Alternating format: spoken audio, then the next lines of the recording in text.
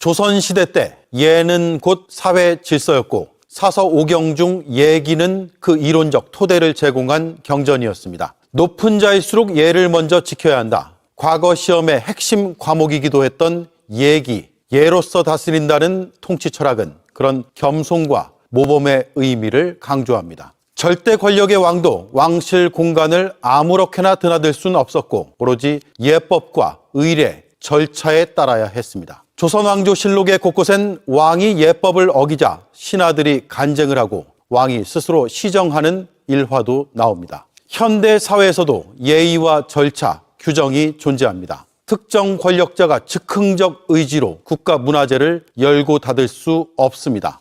문을 열라 명성황후의 침전이자 시해를 당한 곳인 곤영합 앞에서 이렇게 말한 그 부부는 닫힌 문을 열게 해 들어갔다고 합니다. 높은 자일수록 예를 먼저 지켜야 한다. 예기의 관점에서 이런 즉흥성은 곧 무도함으로 간주됩니다. 앵커 한마디였습니다. 2023년 9월 일반인에겐 잘 열리지 않는 경복궁 경회루 내부. 김건희 씨와 이배용 당시 국가교육위원장이 보입니다. 이배용 위원장은 윤석열 대통령 당선 직후 김건희 씨에게 축하 편지와 금거부기를 건네 매관 매직 의혹을 받고 있죠. 그래서인지 사진 속 두 사람의 태도, 슬리퍼와 흰 양말의 차이까지 여러 추측이 나왔습니다. 그런데 이 경복궁 일정 중 김건희 씨의 또 다른 행동이 오늘 뒤늦게 알려졌습니다. 국보이자 경복궁 중심 건물 근정전, 그 안에 자리한 왕의 의자 어좌에 김 씨가 앉았었다는 주장이 나온 겁니다. 역사적으로 어좌는 절대 권력의 상징이란 점에서 문화재 사유화 논란을 넘어 많은 뒷말을 낳고 있습니다. 공교롭게도 어좌에 앉은 후 딱 1년 후인 2024년 9월 김건희 씨가 마포대교에서 대통령 흉내를 냈다는 이 사진이 논란이 된 바 있습니다. 어좌와 마포대교, 오늘 한 컷이었습니다.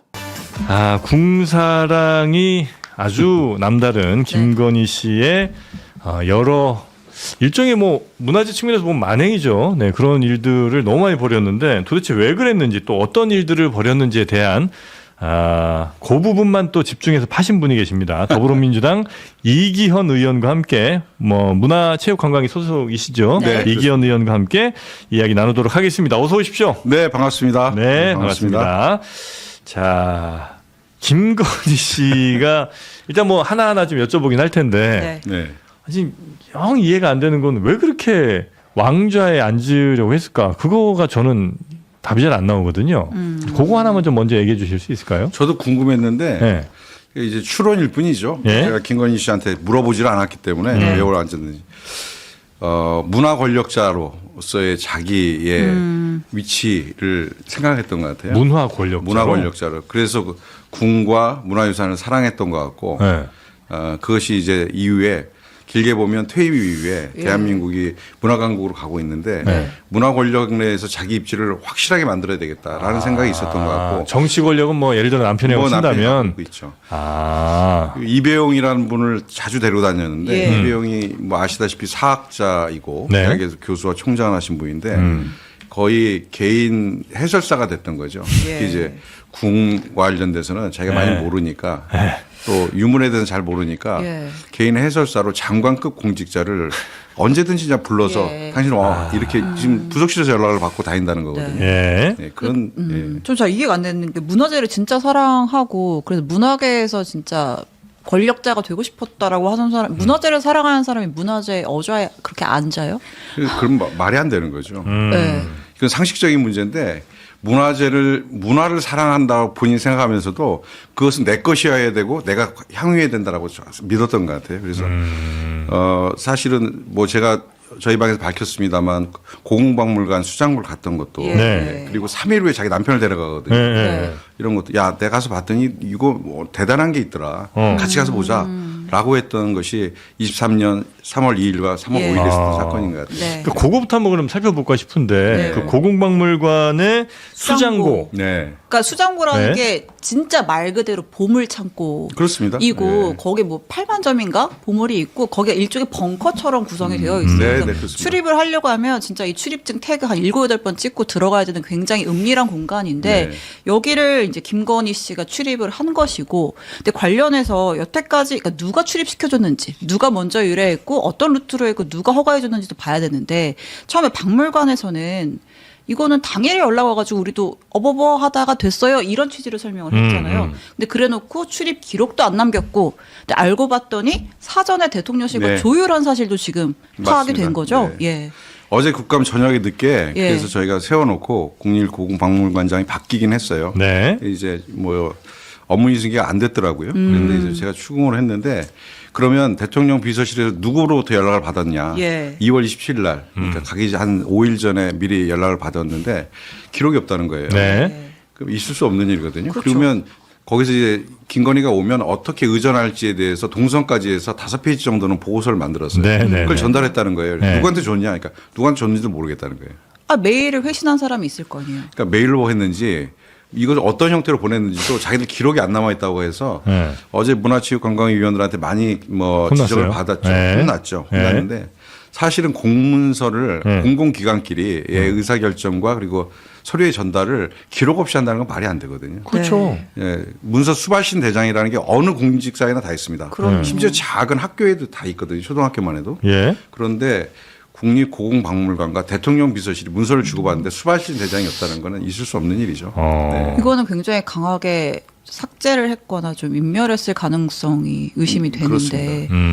여기에 관련돼서 물론 대통령 비서실이 이제 임기가 끝나고 나갔지만 네. 관련된 자료가 하나도 없이 저희가 인수를 받았잖아요. 네. 그러니까 서버라도 있으면 주고받은 이메일 기록이라도 예. 아니면 팩스 기록이라도 아니면 문서로 왔다고 하면 우편 대장이라도 있을 텐데 그런 게 일체 남아있지 않기 때문에 제가 더 파봐야 할 일이라고 생각합니다. 이 문제는 국가기관과 공직사회 기관으로 해서 대단히 중요한 문제입니다. 네. 아니 근데 그 예를 들면 뭐 통일교 관련해서는 건진이라는 핵심 인물이 있고 뭐 도이치모터스 관련해서는 뭐 이종호라는 핵심 인물이 이제 김건희 씨랑 연관된 누군가가 있잖아요. 네. 문화재 쪽 관련해서는 그 이배용이에요?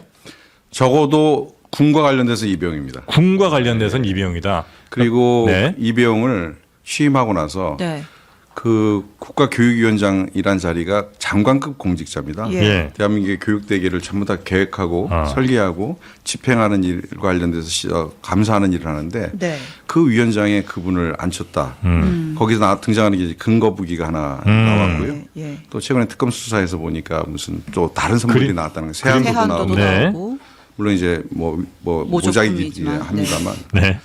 그래서 그분이 연세도 있으신 분인데 그분은 꼭 장관급 공직자에 그리고 사학자라고는 하지만 교수님이시긴 하셨지만 교육 행정과 관련된 경험이 그다지 많지 않은 분을 그 중요한 자리에 앉히는 것은 이건 뭐 누가 봐도 매간매직이고 그러니까 이배용 씨는 그 전에는 뭐 김건희 씨랑 별로 연이 없었던 사람이에요? 계속 한번 그 관계도 보고 계시긴 할 것 네, 같은데. 관계도 찾고 있는데 네. 예전에 조창기도 김건희가 그 커마나 콘텐츠를 하고 네.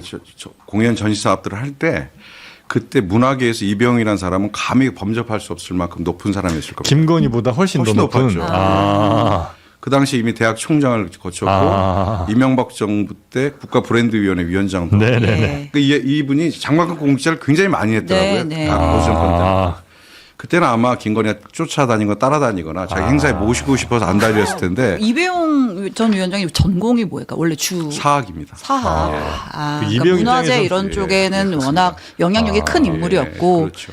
근데 자기보다 한참 저 보이지도 않던 그 친구가 이제 권력이 바뀐 이른바 거죠. 영분이 됐다고 예. 하니까 이제 거기에 금거북이 간 받쳐서. 거예요? 예. 근거북이 말고 아까 세안도 모작도 있지만 어떤 것들이 더 있는지도 더 특검에서 조사를 해봐야 된다고 생각합니다. 현재까지 나온 거는 이제 그 금거북이랑 그림 정도가 현재 랑 나왔고. 그 이제 그 한지로 만든 복주머니. 예, 복주머니, 액자까지 액자 만들어- 복주머니 뭐 이런 네. 게 있다고 그러는데 저도 그게 어떤 모양인지를 아직 실물을 보지를 못해서 네. 지금 밝혀진 건 3건이고 네. 그리고 또 추가로 있을 수 있다는 생각이 들고요. 네. 그들은 권력이 바뀌어서 사진을 보면 네. 완전히 수행 모드이고 우산 들고 옆에서 하는 거 보면 맞아요. 나이 드신 분이 젊은 여자분을 이렇게 모시는 듯한 이런 네. 사진을 찍혔던데 정말 권력에 이렇게 취약한 대한민국의 지식인들을 보여주는 것 같아서 좀 안타깝습니다. 아, 세안도 얘기 나온 김에 네. 여쭤보면 세안부가 국보잖아요. 그 네. 지금 진품은 국립중앙박물관에 있어요. 네네. 그러면 당연히 뭔가 저거를 뇌물로 줬을 때는 저게 모조품이라는 그건 걸 알고 있겠죠. 근데 모조품을 근데 주나요? 모조품도 예. 세안도가 굉장히 대작이거든요. 예, 한 10m 되죠. 10m짜리여서 아. 저는 그 10m짜리 이 모작을 만드는 것도 굉장히 공이 들어가고 예. 굉장히 가치가 있을 것 같아요.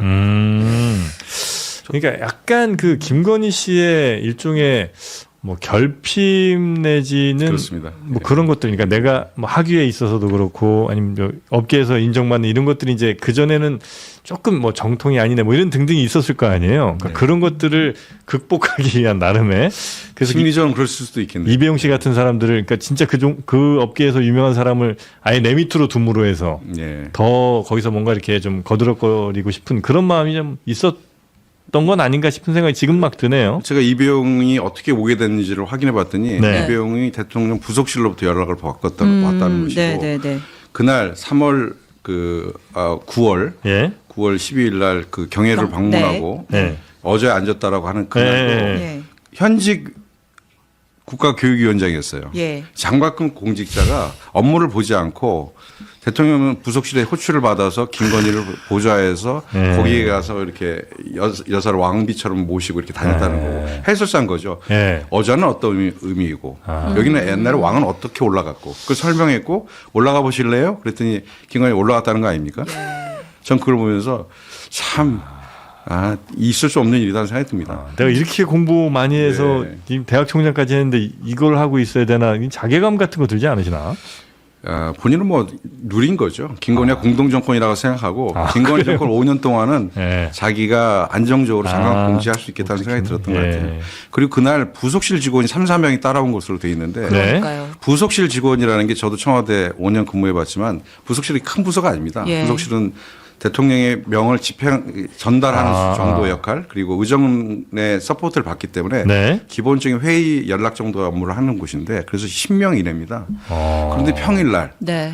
대통령도 아닌 네. 이 부속실이 없었잖아요. 예. 김건희를 수행하기 위해서 부속실 직원 4명이 나갔다는 건 거의 반 정도가 나가 있었다는 거거든요. 예. 누가 대통령인 겁니까? 네.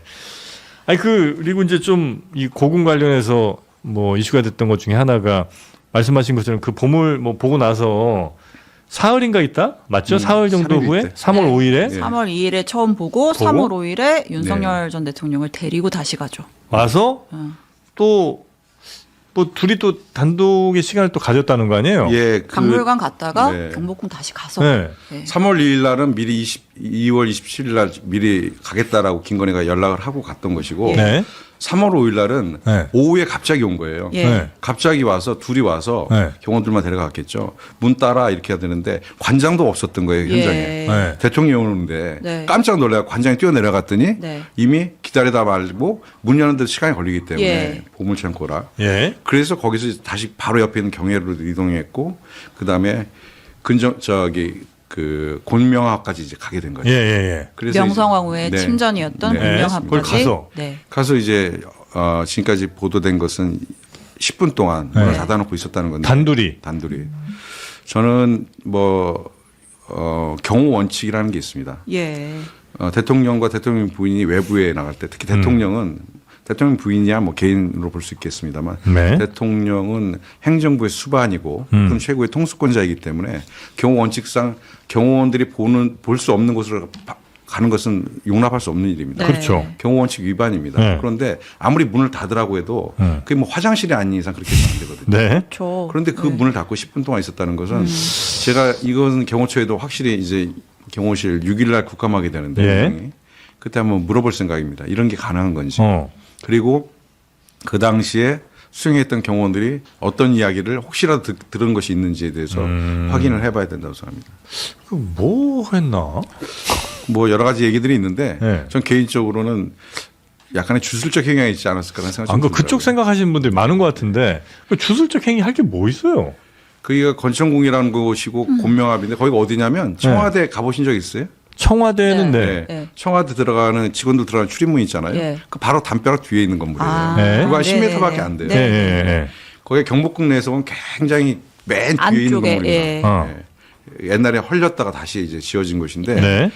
거기에서 이제 민비가 거기서 시해된 곳이잖아요. 네. 그 방에서. 네. 그리고 역사적으로 보면 굉장히 대한민국의 치욕적인 곳이고 그리고 저는 뭐 그런 걸 믿지는 않습니다만 무섭게 해서 보면 굉장히 음침한 곳일 수 있잖아요. 아. 한서려 있는 곳일 수 네네. 있고. 근데 거기에 가서 네. 문을 닫아놓고 10분 동안 있었다는 것은 제 기본적인 상식상 무슨 둘이서 역사를 토론했을 일은 없을 것 같고 그곳에서 민비가 시해당한 곳에 대한 어떠한 주술적 행위 내지는 기도 같은 걸 하지 않았을까 이런 생각이 좀 듭니다. 그쪽에 정말 심취를 좀 했었나? 이해하기 좀 어려운 일들이라. 이 상상의 영역이긴 합니다만 아직까지는 10분 동안 묻어놓고 작은 방이에요. 예. 이 스튜디오 반도 안 되는 작은 방인데. 여기 한 반 정도밖에 안 돼요? 그렇죠. 예. 뭐 가지고 거기서 기도를 해? 정말 일반적인 근데 가구도 이- 없어요. 그 공간의 비포 애프터는 한번 확인을 아직 해봐야 저희들이 하지 볼 수 없는 않을까요? 공간입니다. 가야죠. 근데 이게 예. 만약에 일반인 통제구역에 대통령의 어떤 권위로 이거 여기까지 그냥 열어라 해서 들어갔다라고 하면 이거를 좀 수사도 할 수, 처벌도 가능한 부분인가요? 그냥 말도 안 되네 하고 넘어갈 수 있는 건지. 공물을 위해서 봤다면 그럴 수 있겠습니다만 이것은 저는 일반적으로 직권남용에 해당될 수 있고요. 문화재보호법 위반이 될 수도 있다 이렇게 생각합니다. 그래서 네. 특히 훼손이 있었다고 하면 그건 그러니까요. 더 큰 문제이고요. 네. 특검의 수사 대상이 충분히 될 수 있다라고 생각합니다. 근데 이제 뭐 김건희 씨의 문제를 밝혀내는 것도 중요하지만 앞으로도 이제 어떤 대통령이든 어떤 뭐 영분이 생기든 이런 일은 있으면 안 되잖아요. 그래서 예. 어제 국감에서도 그런 질의가 주요였고요. 예. 문화재청, 유산청으로 이름이 바뀌었는데 네. 유산청장과 문화체육관광부 장관이 호되게 꾸준함을 받았고 그런데 예. 다시는 이런 일이 재발하지 않도록 제도적 개선 장치뿐만 아니라 직원들 스스로에게 직원들 굉장히 힘들어합니다. 사실 뭐 유산청이 그렇게 힘 있는 기구도 아니고 예산이 많은 기구도 아닌데 그렇겠네요. 예. 대통령 비서실에서 전화가 오면 부르르 떠시는 분들인데 네. 그분들에게 이런 일을 시켰고 의미 없는 일을 시켰고 그분들이 이 일로 인해서 감사도 받고 있고 수사도 받을 수 있습니다. 그분들이 굉장히 좀 어려워한다라는 게 어제 유산청장이 네. 유산청장이 이제 오신 지 한 3달밖에 안 되신 예. 분인데 직원들이 너무 힘들어한다. 그래서 빨리 이 상황이 정리가 되고 처벌받을 사람은 빨리 처벌받고 마무리됐으면 좋겠다라는 게 유산청장의 말씀이신데 듣고 나서도 저도 동의는 됩니다만 책임자는 꼭 찾았고 그리고 네. 다시는 이런 일이 벌어지지 않도록 해야 된다 이렇게 생각합니다. 김건희 씨는 앞으로도 그러니까 김건희 씨 비슷한 사례가 나오지 않도록 이건 시스템으로 이제 제대로 벽을 치겠다는 것이고 어떤 뭐 조금 이제 뭐 독재 같은 거를 하는 사람이 오더라도 이거는 이제 우리 문화재는 단지 그냥 5년, 10년이 중요한 게 아니라 앞으로도 100년, 500년, 1000년을 또 계속 후손들한테 물려줘야 되는 거잖아요. 그 잘 물려줘야 되잖아요. 그렇습니다. 예, 그러니까 어떤 뭐 권력자가 오더라도 그거 훼손할 수 없게는 잘 좀 마련해 주셔야 될 것 같고 그거 이기현 의원님이 좀 역시 노력을 좀 해주셔야 되지 않을까 싶습니다. 작년에 저희 국감 때 저희 네. 방에서 그 KTV가 했던 그 청와대 네. 관제에서의 황제 관람을 저희 방에서 이제 취재해서 예. 밝혔던 그때 JTBC랑 같이 이렇게 해서 맞습니다. 했었어요. 네네. 근데 우연치 않게 올 국감 때는 또 이 궁에 대한 네. 문화유산의 사적 활용 사용을 이제 저희들이 지적을 했는데 네. 제가 문화체육관광이다 보니까 예. 국감하는 과정에서 이렇게 나왔는데 그때도 청와대라는 곳이 문화유산 등록은 안 돼 있습니다만 한국 현대에서 굉장히 중요한 역사적 의미를 가지고 있고 그렇죠. 이후에는 문화재로 등록될 수밖에 없는 곳입니다. 그곳에 국민들은 아무도 들어갈 수 없는 곳에 본인이 밤에 네. 본인만을 위한 무대를 만들고 공연을 했던 사람입니다. 저는 이런 문화재나 아니면 국가 시설에 대한 사적 사용을 하는 이런 네. 권력자가 다시 나오지 않도록 더 집요하게 좀 국감 때뿐만 아니라 국감 네. 끝나서라도 더 파보겠습니다. 참. 저는 그것도 그렇고 네. 어쨌든 김건희가 시키니까 했겠지만 네, 그렇습니다. 대통령실에서 누가 그 김건희의 수발을 들면서 이 문화재 기관들을 쪼았는지 그 문체비서관실이 사실 이런 거 하라고 있는 자리는 아니잖아요. 그렇습니다. 그 엊그제 국감에 그 황성원 예, 비서관 비서실장, 예. 나와가지고 근데 뭐 나는 뭐 무슨 일이 벌어졌는지 몰랐다 이런 취지로 얘기를 하던데 있을 수 없는 일이에요. 예. 이게 대통령과 대통령 부인의 행사가 있으면 담당 비서관이 나갈 수 있습니다. 네. 나가면 사실은 그 비서관이 정확하게 길도 안내해야 되고 이것에 대해서 되는 것과 안 되는 것에 대해서 구별해 줘야 되는데 어자에 오를 때 자기는 못 봤다 이렇게 얘기하는데 네. 담당 비서관이 그 수행하는 대통령이나 대통령 부인 옆에서 떨어질 수가 없습니다. 네. 언제 찾을지 모르기 때문에 네. 항상 2, 3m 옆에 붙어 있고 예전에 사진들도 다 보였는데 본인이 그 자리에만 유독 없었다라고 네. 주장하거든요. 지금 사진이 안 나와서 그러는 건데 네. 사진 나오면 예. 제가 그래서 어제 계속 당신 사진 나올 수 있다. 예. 위중하지 마라고 계속 얘기를 했는데 본인이 아직까지는 안 나왔기 때문에 예. 그 황성훈 비서관이 지난 국감 때 황제 관람 때도 그 현장에 있었던 네. 분이거든요. 그래서. 그 사진 관련해서 그 특히 뭐 제보자 네. 한테 그 막 논란이 또 있죠. 뭐 예. 경고했던 약간 뭐 협박성 경고했던 있을 수 없는 일이죠. 예. 그 유정화 변호사라고 예. 이제 김건희 변호사인데 이제 사진을 찍은 각도를 보면 전속이 아니면 찍을 수 없는 각도입니다. 예.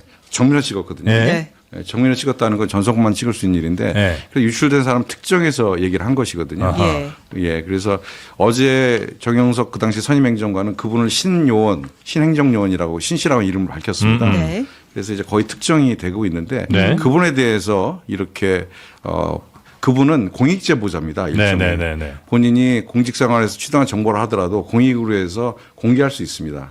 그리고 이분이 법률적 보호도 받을 수 있어요. 네. 공익 제보로 지정이 되면. 그런데 이분이 그렇게 몰라서 그런지 아직 신청을 안 했는데 이분에 대해서 네 인생 끝낼 수 있어. 까불지 마. 더 공개하면 알아서 해. 네. 이렇게 협박하는 거는 저는 변호사로서 절대 있어서는 안 되는 법률 일이고, 전문가가 법률 어떻게 이럴 수 전문가예요. 있나? 그리고 바로 이게 문제가 되니까 또 내렸어요. 네, 내리게 했는데 김건희가 그렇게 쓰라고 했었다고 하면 네. 김건희는 더 용서받을 수 없는 사람이 되는 겁니다. 만약 이를 지시를 했다면. 그럼요. 네. 자, 저희가 우리 이기현 의원님과 함께 김건희 네. 씨의 요 문화재 유린에 관한 이야기를 좀 나눴는데, 혹시 더, 지금 이 김건희 씨 관련돼서도 더 나올 게 아마 이 문화재 관련해서 엄청 또 많이 있을 거 아닙니까? 예, 제가 생각하는 게 예. 예전에 박근혜 때 최순실이 미르재단 만들잖아요. 네. 그게 박근혜가 언젠가는 퇴임할 텐데 퇴임하고 나서 스포츠 문화 쪽에 자기가 어떤 큰 기둥을 하나 만들어 놓고 퇴임 이후에도 최순실이 이걸 활용하겠다 그래서 기업들로부터 이제 불법 출연을 받고 K스포츠랑 네. 미르랑 이렇게 그렇죠. 만들었었죠. 그렇죠. 예. 저는 김건희가 이런 걸 생각했을 거라고 생각합니다. 네. 그래서 문화 권력을 계속 만들어 가려고 여러 가지 준비를 했을 거라고 생각이 들어요. 그래서 네. 이것 관련돼서 추구로도 계속 조사하고 파볼 생각입니다. 네, 알겠습니다. 자, 김건희 씨 얘기합시다. 왕의 건물들을 방문하던 왕의 건물들. 수장고. 2023년부터 가요. 갑자기 모든 조선시대 왕과 관련된 건물들을 다 방문하거든요. 그 중에서 조선, 태조, 고조부, 신실, 기실을 모신 곳이야. 그리고 명성황후 시해 된 곳. 시해 장소. 거기를 경호를 물리쳐. 그리고 윤석열과 둘이 들어가 10분 동안 있었어. 10분에 웃으신 분 왜 웃으셨어요? 그리고 조선 왕조 보물창고, 수장고가 보물창고예요. 그걸 한 번 간 것도 아니야. 윤석열하고 다시 와. 이게 다 그냥 일어난 일이 아니다, 이게. 대통령 반년 해보니까 너무 좋은 거야. 모두가 나한테 막 머리를 조아리고, 내 순방 가면 제일 좋은 스위트룸, 몰래 쇼핑 막 하고 막, 제일 좋은 음식 주고 막, 뇌물 척척척척. 평생 한 방법이 없을까? 그리고 벌써 뇌물 이미 받았어. 평생 안전할 방법이 없을까? 그러면 뭘 어떻게 해야 되지? 그러려면 왕이 돼야 되겠다. 내가 임기 초에 김건희 출마할지 모른다 이런 얘기 내가. 그때 김건희 팬클럽이 있었어요. 윤석열 당선되자마자 다음은 김건희라고 그랬어. 건희사랑. 그러면서 통일 대통령이라는 말을 그때부터 했어요. 그런데 김건희가 어떻게 출마해서 당선이 되냐고. 계속 되는 방법이 뭐가 있어? 계엄.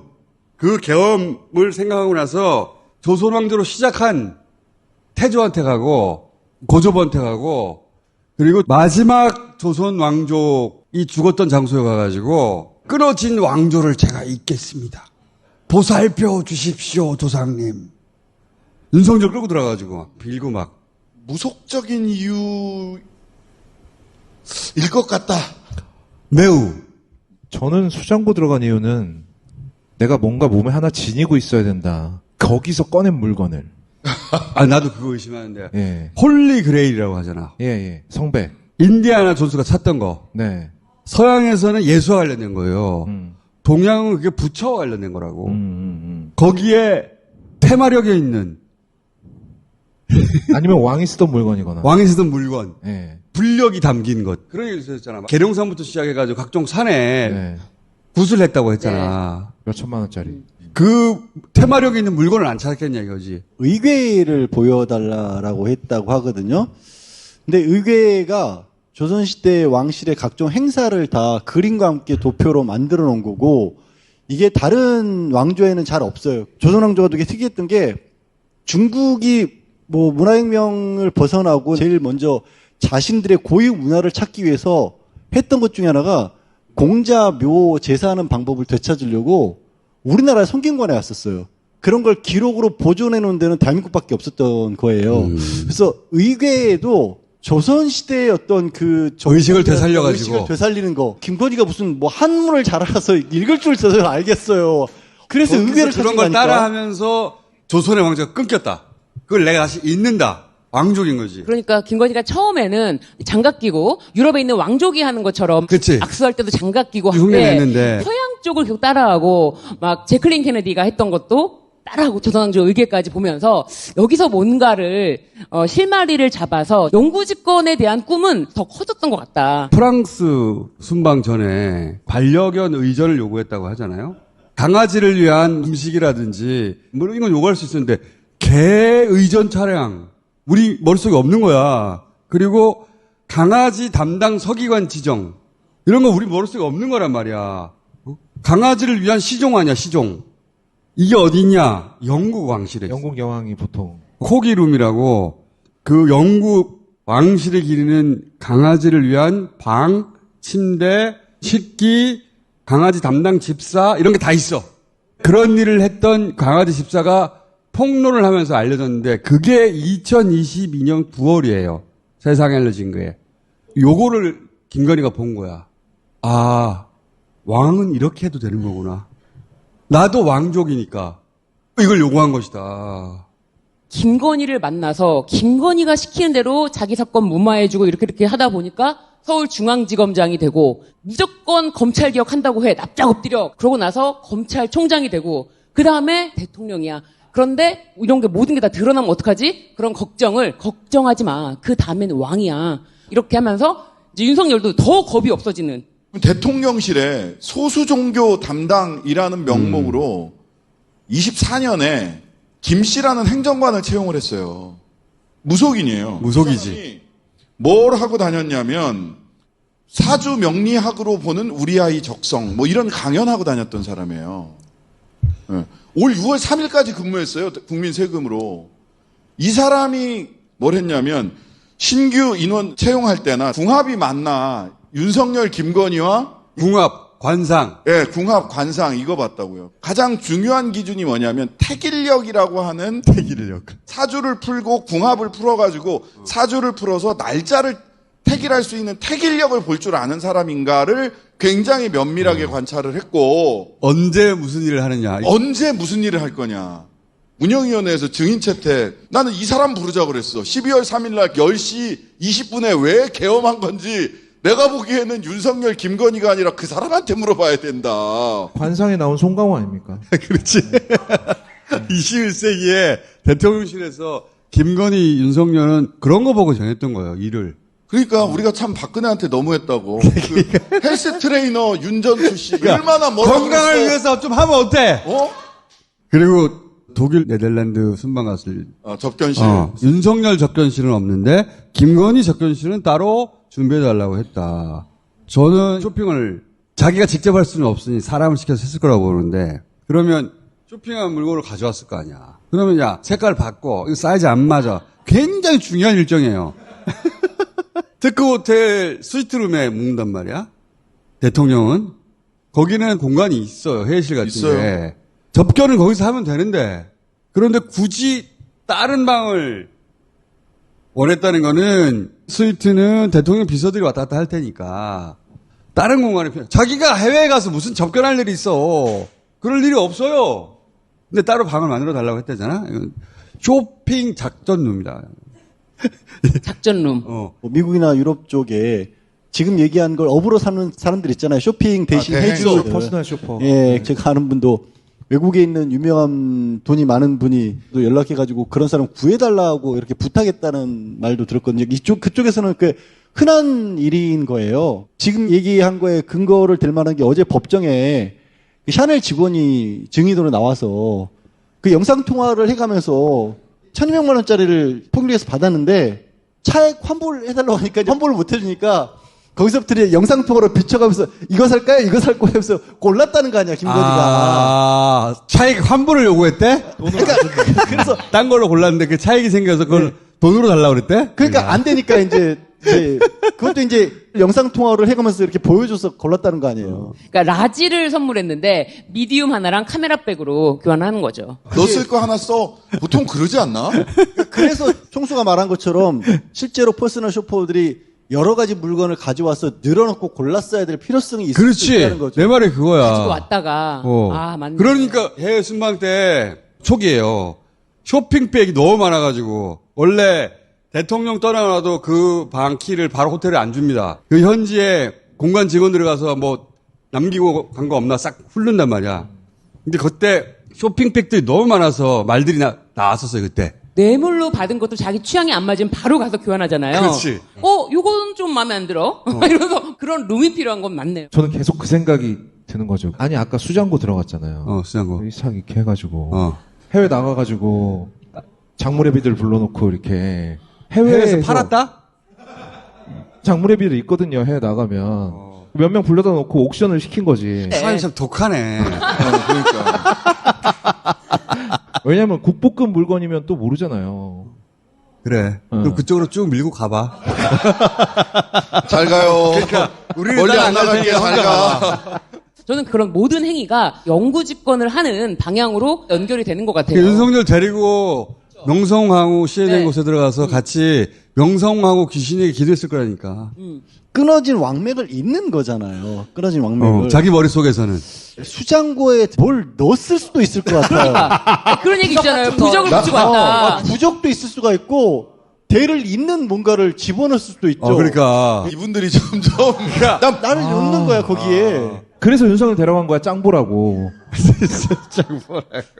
아니, 나는 윤석열을 데려가려고 했던 것은 윤석열한테 봐. 우리가 이거를 이어야 돼. 그렇죠. 영구 집권. 자기는 수밖에 이미 없어. 머릿속에 그렇게 정리가 됐는데 윤석열도 그렇게 생각하게 만들려고 했던 것 같아. 윤석열이 거기 활동이죠. 명성하고 시해된 곳에 무슨 관심이 있었겠어. 아니 뭐 부부가 함께 해야 되는 무속적 행위가 있었을 수도 있고. 윤석열 엎드리게 한 다음에 지 올라간다든가. 밟고 올라가가지고. 이 장르가 뭐야 장르가. 장르. 무속 스릴러? 이자를 바칩니다. 장르가. 제물로? 그러면은 10분도 약간 설명이 되는 것 같아요. 꼭 그 장소에서 10분이 걸리는 무언가를 해야 된다. 그러니까 왜 그 공간이 되게 작대. 10분 동안 할 게 뭐가 있어. 그리고 굳이 경호원들 없이 들어갔다는 거야. 부부 둘이서. 윤석열을 나는 무릎 꿇혔어 봐. 무릎 꿇히고 인사드리라고 하고. 그런 무슨 무속적 행위를 하지 않았을까? 명성하고 억울하게 죽었으니까 가장 강력한 귀신 아니야. 구천에 떠돌지. 저희가 하늘 풀어드릴게요. 왕족을 이어갈게요. 우리를 보살펴 주세요. 제일 쉬운 거 그거네. 아까 얘기한 것처럼 얘 가지세요. 잇몸에 들어오셔서 잇몸에 들어서 못다 이런 꿈을 펴세요. 그거 제일 흔한 장르잖아요. 그건 보통 오컬트 영화에서 되게 고급 기술이거든요. 실제 김건희가 할 수 있었다는 게 아니고 윤석열로 하여금 그렇게 믿게 만들려고 했을 거라고 봐. 윤석열만 끄덕거리면 돼. 그렇지. 가스라이팅. 윤석열이 김건희가 나보다 영적으로 더 세다 이런 얘기 했다고 하잖아. 그러니까 윤석열로 하여금 그걸 믿게 만들려고. 이제 너의 몸에는 민비의 그 혼이 우리는 깃들어져 조선 있어. 왕조를 이어갈 운명이야. 계엄해. 그렇죠. 맞아요. 그런 거 안 할 거면 정상적인 부부가 10분이나 같이 있을 이유가 없어요. 에? 부부가 왜 그렇게 오래 같이 있어? 그런 공간에 부부가 10분이나 같이 있을 이유가 뭐가 있어 도대체. 윤성은 평론가한테 물어봐. 그래요, 진짜? 없어. 이혼한 사람 또 진짜 이혼한테 물어봐. 10분 동안 은밀한 장소에 둘이 같이 있을 수 있냐고요. 뭐하러 은밀한 장소에. 없다고! 없어! 에이펙 정상회의에 막이 올랐고 이재명 대통령은 22명의 정상급 대표들을 영접하며 회의를 주재했습니다. 이 대통령은 국제 질서가 격변하는 중대한 변곡점 위에 있다며 일치 단결을 강요하지 않는 신라의 화백 정신을 언급했습니다. 최규진 기자입니다. 이재명 대통령이 에이펙 회담장 앞에서 크리스탈리나 게오르기에바 IMF 총재에게 악수를 건넵니다.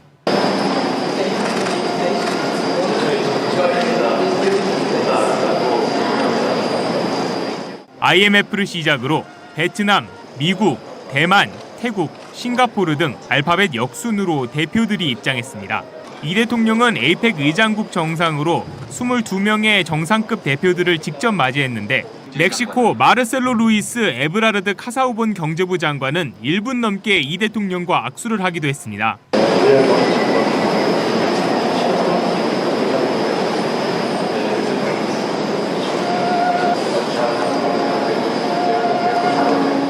미국은 귀국한 트럼프 대통령 대신 스콧 베센트 재무장관이 참석했습니다. 에이펙 비회원국인 아랍에미리트 왕세자도 IMF와 특별 초청자 자격으로 참여했습니다. 정상회의 첫 세션인 초청국과의 비공식 대화에선 글로벌 불확실성 속에서 무역과 투자 협력 방안 등이 논의됐습니다. 이 대통령은 개회사에서 자유무역 질서가 거센 변화를 맞고 있다며 협력과 연대를 통해 위기를 극복해야 한다고 강조했습니다. 우리 모두는 국제 질서가 격변하는 중대한 변곡점 위에 서 있습니다. 쉽지 않은 도전이지만 에이펙이 걸어온 여정에 지금의 위기를 헤쳐갈 답이 있다고 믿습니다. 또 에이펙 정상들이 경주에 모인 이유를 상기시키며 화합을 강조하는 신라의 화백 정신을 소개했습니다. 화백 정신은 일치 단결한 생각을 강요하지 않습니다. 서로 다른 목소리가 어우러져 만들어낼 화음의 심포니를 추구하며 조화와 상생의 길을 찾는 것이 신라의 화백 정신입니다. 정상회의는 내일까지 계속되며 회의에서 논의된 내용을 바탕으로 경주선언을 채택할 예정입니다. JTBC 최규진입니다. 시진핑 주석은 에이펙 정상회의에서 다자주의를 강조했습니다. 그동안 미국 일방주의를 비판해왔는데 자리를 떠난 트럼프 대통령을 겨냥했다는 해석이 따라 붙었습니다. 내일 이재명 대통령은 시 주석과의 정상회담에서 한반도 비핵화를 논의합니다. 유선희 기자입니다. 중국 국가주석입니다. 이재명 대통령은 에이펙 정상회담장에 마지막으로 도착한 시진핑 중국 국가주석과 함께 행사장으로 들어갔습니다. 시 주석은 에이펙 정상회의 연설을 통해 다자무역과 다자주의를 강조했습니다. 바람이 세고 파도가 높을수록 함께 강을 건너야 한다면서 진정한 다자주의를 이행하기 위해 세계무역기구 WTO를 핵심으로 하는 다자무역 시스템을 지키자고 말했습니다. 시 주석은 그동안 관세 정책을 밀어붙이면서 다자기구에서 발을 빼는 도널드 트럼프 미국 대통령의 정책을 일방주의라고 비판해왔는데 个别国家搞小院高墙关税壁垒将经贸问题政治化 에이펙 정상회의장에서 다자주의를 강조하고 나선 것을 두고 자리를 비운 트럼프 대통령을 겨냥한 발언이라는 해석이 나옵니다. 미중 정상이 어제 부산 빅딜로 무역 갈등을 잠정 봉합하는 데 합의했지만 하루 만에 기싸움이 이어지면서 양국의 패권 경쟁이 계속될 거란 관측도 나옵니다. 이틀 전 트럼프 대통령과 만나 관세 협상을 타결시킨 이 대통령은 내일 다시 한번 시 주석을 만납니다. 시 주석과 첫 번째 양자 정상회담 테이블엔 관세 협상 못지않게 중요한 한반도 비핵화 의제가 오릅니다. 민생 문제 연장선상에서 한반도 비핵화와 평화 실현이라는 평화의 문제에 대해서도 논의하기로 의제 협의는 봤다. 또 한미 조선협력, 이른바 마스가 프로젝트의 상징인 한화오션의 필라델피아 조선소 등에 대한 중국의 제재 등도 논의될 가능성이 있습니다. JTBC 유선입니다. 이재명 대통령은 젠슨 황 엔비디아 CEO도 만났습니다. 이 대통령은 AI 3대 강국 목표를 밝히며 투자 지원을 약속했고 젠슨 황은 한국에 GPU 26만 장을 풀겠다고 했습니다. 류정화 기자입니다. 이재명 대통령은 젠슨 황 대표와 마주 앉자마자 전날 화제가 된 치맥 회동 얘기부터 꺼냈습니다. 어제는 치킨집에서 치킨 드시는 것도 저희가 온 국민이 함께 지켜봤습니다. 더군다나 골든벨까지. This is my Chimek brothers. 이어 AI 3대 강국 구상을 밝히며 엔비디아의 한국 투자를 전폭 지원하겠다고 밝혔습니다. 앞으로 이 인공지능 기술이 우리 대한민국뿐만 아니라 전 세계 인류의 미래를 정말 결정적으로 바꿀 거라고 생각하기 때문에 정부 영역에서도 대대적인 투자와 지원을 아끼지 않을 겁니다. 한국에 오기 전부터 깜짝 발표를 예고했던 황 대표는 한국의 AI 기술, 산업 역량이 뛰어나다고 추켜 세웠고 No country in the world is better at industrial capability than Korea. Your backing, with your enthusiasm, with your force behind the AI revolution here in Korea, Korea can be one of the world's major AI hubs. 이 대통령은 AI 인프라 구축을 위한 투자를 받았다고 화답했습니다. 젠슨 황이 대한민국에 인공지능 관련 투자를 시작했다. 정말 큰 거 아닙니까? 회담 직후 엔비디아는 GPU 26만 장을 한국에 풀겠다고 밝혔는데 우리 정부는 공공 분야에 5만 장을 투입하는 등 AI 인프라를 대폭 확충할 계획입니다. 전 세계 3등이다. 공장이건 건설이건 조선이건 운항이건 이런 쪽에서의 핵심 원천 기술이 될 AI들을 만들어낼 수가 있겠죠. 굉장히 중요한 시드 인프라가 될 수 있다. 함께 배석한 삼성전자, SK그룹, 현대차그룹 등도 협력 강화를 약속했습니다. JTBC 유정화입니다. 자, 그 경주 연결하기 전에 일단은 오늘 내용을 이봉우 연구원이 경주 소식을 좀 간략히 요약 설명을 해주고 그 다음에 박형광 기자랑 연결을 해보도록 하겠습니다. 예. 네, 오늘 에이펙 정상회의가 시작이 됐습니다. 에이펙 정상회의의 모든 일정 자체는 월요일부터 시작이 됐지만 여러 가지 실무 협상 그리고 많은 정상회담들 그리고 CEO 서밋도 있었죠. 각국의 글로벌 기업들의 CEO들이 참석한 글로벌 CEO 서밋 그리고 오늘은 정말로 회원국들 정상들 대통령 총리 뭐 이런 사람들이 모여서 정상회의로 오늘부터 시작해서 내일까지 이어집니다. 그러니까 오늘이 사실은 뭐 본회의가 시작됐다라고 봐야 돼요. 근데 일주일 내내 우리가 물론 뭐 이것저것 얘기를 했지만. 네. 그래서 이 다자주의 경제 체제를 복원하는 것을 골자로 하는 경주 선언이 이제 내일 발표가 되는 것이 이 회담의 목표인데 어제 오늘 김용범 실장 이런 분들이 국회 나와서 얘기하는 거 보면 조현 외교부 장관도 그렇고요. 거의 마지막까지 와 있다. 협상 선언문 거의 문구 마지막 조율 단계다. 이런 얘기도 하고 있고요. 사실 트럼프 대통령이 떠나버린 데다가 트럼프 대통령이 이 다자주의 자유무역 체제를 사실상 깨트리고 있기 때문에 그런 부분들이 걸림돌이긴 한데 지금 최종적으로 문구 조율 작업에 있다고 합니다. 네. 그래서 내일 경주 선언의 발표가 에이펙, 한국에서 펼쳐진 에이펙의 최종적인 성과가 될 것으로 기대가 되고 있고요. 그러니까 트럼프가 미리 떠난 것도 뭐 본인이 뭔가 이런 에이펙 체제 자체에 대해서 부정적인 생각을 갖고 있고 불편한 생각을 갖고 있어서 그런가요? 그렇습니다. 네, 그렇게 봐야 되는 그냥 건가요? 대놓고 이런 얘기합니까? 대놓고 다자주의 경제 회담 같은 거는 불신한다고 여러 차례 얘기를 해왔기 때문에 예, 그건 저도 알고 있는데 그래서 이번에도 일찍 간 게 그거 때문인지까지는 제가 기사를 못 봐가지고 그거는 공개적으로 발언한 적은 없는 거예요. 그러니까 또 공개적으로 발언하면 그거 참 결례죠. 그거는 우리에게. 말이 안 되죠. 예. 우리나라 와서 정상회담까지 했는데. 그러게 말입니다. 그래서 오늘 이제 정상회의가 시작이 되면서 21개국 회원국들 정상들이 속속 회의장으로 올 때 가장 주목된 것은 이재명 대통령 취임 이후 처음 만나는 시진핑 주석입니다. 네. 시진핑 주석이 조금 지각을 했대요. 원래 오전 10시까지 와야 되는데 마지막으로 들어왔고 약간 지각을 했고요.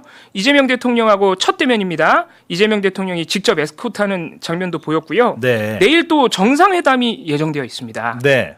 그래서 우리 대통령실에서는 내일 미중 정상회담의 핵심 의제 중에 하나는 한반도 비핵화 방안이다. 네. 또 이렇게 얘기를 해서 우리에게는 내일 중요한 또 한중 정상회담이 될 것 같고요. 예, 내일이 한중이고 오늘 중일 일중 두 정상이 또 만난다는 소식도 조금 전에 제가 보고 들어왔는데 이재명, 시진핑 두 정상이 만나는 혹시 장면 볼 수 있을까요? 저희 제작진이 아까 준비한다는 것 같던데. 네, 이렇게 직접 보면서 좀 얘기하면 좋을 것 같은데. 에스코트하는 장면도 이렇게 뉴스에 나오고 하더라고요. 지금 그 화면은 지금 준비가 안 되고. 예. 그 중일 정상회담 말씀하셔가지고 이제 만나는 것 같거든요. 네. 그 중일 정상회담이 사실 어제까지만 해도 물론 어제부터 조금 보도가 나왔는데. 예. 시진핑이 방한할 때까지도 미중 정상회담 할 때까지도 중일 정상회담 소식이 잘 없었어요. 왜냐하면은 중국은 우리보다도 일본과의 관계가 별로 지금까지 안 좋았습니다. 네. 특히 중국은 과거 일제 전쟁 범죄에 대해서 굉장히 강경한 태도를 보이고 있고 그런 상황이어서 중일 정상회담은 안 되나 보다 했는데 지금 어제 한 오후 늦게부터 보도가 좀 나오더니 이게 급격하게 성사가 된 것이에요. 예, 조금 전에 신화통신 속보를 보니까 시진핑과 다카이치가 첫 대면 회담을 시작했다 이렇게 떴습니다. 예, 조금 전입니다. 정말로 한 10여 분 전인데요. 예. 그래서 지금 이번에 시진핑이 에이펙을 와가지고 조금 이따가 제가 시진핑의 연설 내용도 간략하게 요약을 드리겠지만은 트럼프가 떠난 에이펙에서 이 아시아 태평양의 다자주의 경제, 자유무역을 복원하자는 메시지를 강하게 냈거든요. 네. 그래서 미국의 빈자리, 자유무역 다자주의 경제 협력 관계의 지도자였던 미국을 대신해서 이제 시진핑 주석이 중국이 그 자리를 주도하겠다. 이런 의지를 보이고 있는 상황에서 또 아시아 태평양에서 또 일본이 또 선진국이니까 그런 차원에서 이 중일 관계 개선에도 어느 정도는 중국이 나선 것 아닌가 뭐 이렇게도 해석이 가능하겠습니다. 참 아이러니합니다. 그러니까 미국이 보호무역주의를 얘기하고 관세를 막 올리고 그다음에 중국이 이러면 안 된다. 자유무역하자. 자유무역하고 다자주의로 가자. 이게 참 이게 역사라는 게 이렇게 또 교차하고 흘러가고 이상합니다. 예. 네, 그래서 이재명 대통령이 우리가 의장국이기 때문에 오늘 시작된 회의에서 개회사를 했고요. 네. 역시나 다자주의 경제체제 복원. 현재 국제 질서가 굉장히 위험하고 자유무역 질서도 변화를 맞이하고 있는데 우리에게 해답은 협력과 연대뿐이다. 네. 이렇게 이재명 대통령도 강조를 했고요. 시진핑 주석도 결국에는 이 자유무역과 다자주의 경제체제 복원을 강하게 제안을 했는데 공급망, 산업망을 다시 복원해야 된다. 그리고 금융, AI 등 모든 분야에서 이 아시아 태평양 국가들이 모두 협력을 해야 한다. 이렇게 얘기를 하면서 눈에 띄는 부분은 최혜국 대우와 같은 WTO 체제를 다시 복원해야 된다. 다자 무역 시스템을 우리가 지켜내야 한다. 이런 언급을 했습니다. 예. 그래서 이런 점들은 우회적으로 트럼프 대통령의 일방주의, 일방적으로 관세를 부과한 다음에 나라마다 각국 한 나라 찾아다니면서 소위 말해 돈을 뜯어내는 이런 미국의 일방주의를 우회적으로 비판하면서 우회적이 아닌데요. 직설적으로 비판한 건데. 네. 예. 사실상 미국이 만들고 주도했던 WTO 자유무역 체제의 복원을 시진핑 주석이 주창하는 이색적인 장면이 오늘 연출이 된 것이죠. 네. 네. 그래서 특히 중국은 최근에 최근은 아니고 이제 벌써 한 5년 정도 됐는데요. 이 아프리카와 중남미 중심으로 그리고 중동을 중심으로 이 최빈국이나 개도국들 중심으로 경제 지원을 엄청나게 해주면서 그 나라들과 일종의 영내 자유무역 체제를 결성을 해놨어요. 그런 것들을 오늘 강조를 했습니다. 이 WTO의 정신이 바로 어려운 나라들을 이렇게 도와주면서 영내를 하나로 묶어서 협력하는 체제다. 원래 WTO가. 예. 우리가 아시아 태평양 국가들이 그런 체제를 복원해내야 된다. 이런 얘기를 해서 중국이 주도하는 세계 경제 질서에 대해서 오늘 일종의 선언을 했다. 이렇게도 평가가 가능하겠습니다. 그렇군요. 예. 시진핑이 근데 이번에 이건 여담인데 표정이 그렇게 그 트럼프와 만난 자리에서도 그렇고 이재명 대통령과 만난 자리에서도 그렇고 이렇게 표정이 밝지는 않아요. 뭔가 이렇게 오늘도 그랬어요. 시큰둥하다고 해야 될까? 물론 저만의 느낌인지는 모르겠으나 좀 이렇게 정상 간에 만나면 예의 차원에서라도 좀 웃어주기도 하고 이렇게 해야 되잖아요. 네. 근데 굉장히 좀 시큰둥한 표정으로 일관하고 그래서 물론 이제 시진핑은 와야 되는 이유가 있죠. 내년에 에이펙이 이제 중국에서 열리잖아요. 예. 그러니까 우리나라가 올해 개최했고 내년에 이제 중국이 개최하니까 다음번 의장이 될 테죠. 그러니까 이제 와야 되는 필요성은 있는데 아무튼 굉장히 분위기가 좀 어두웠다. 그러니까요. 예, 그게 이제 이상해요, 이해는 되죠. 왜냐하면 이제 트럼프가 얼마나 좀 밉겠습니까, 시진핑 입장에서는. 근데 그 이제 트럼프와 1대1로 또 만나가지고 이런저런 그런 휴전 협상 같은 걸 해야 되고 말하자면 무역과 관련된 휴전 협상을 해야 되고. 네. 또 그 한미일의 어떤 삼각 공조는 또 이렇게 견고하게 진행되고 있으니까 비교적.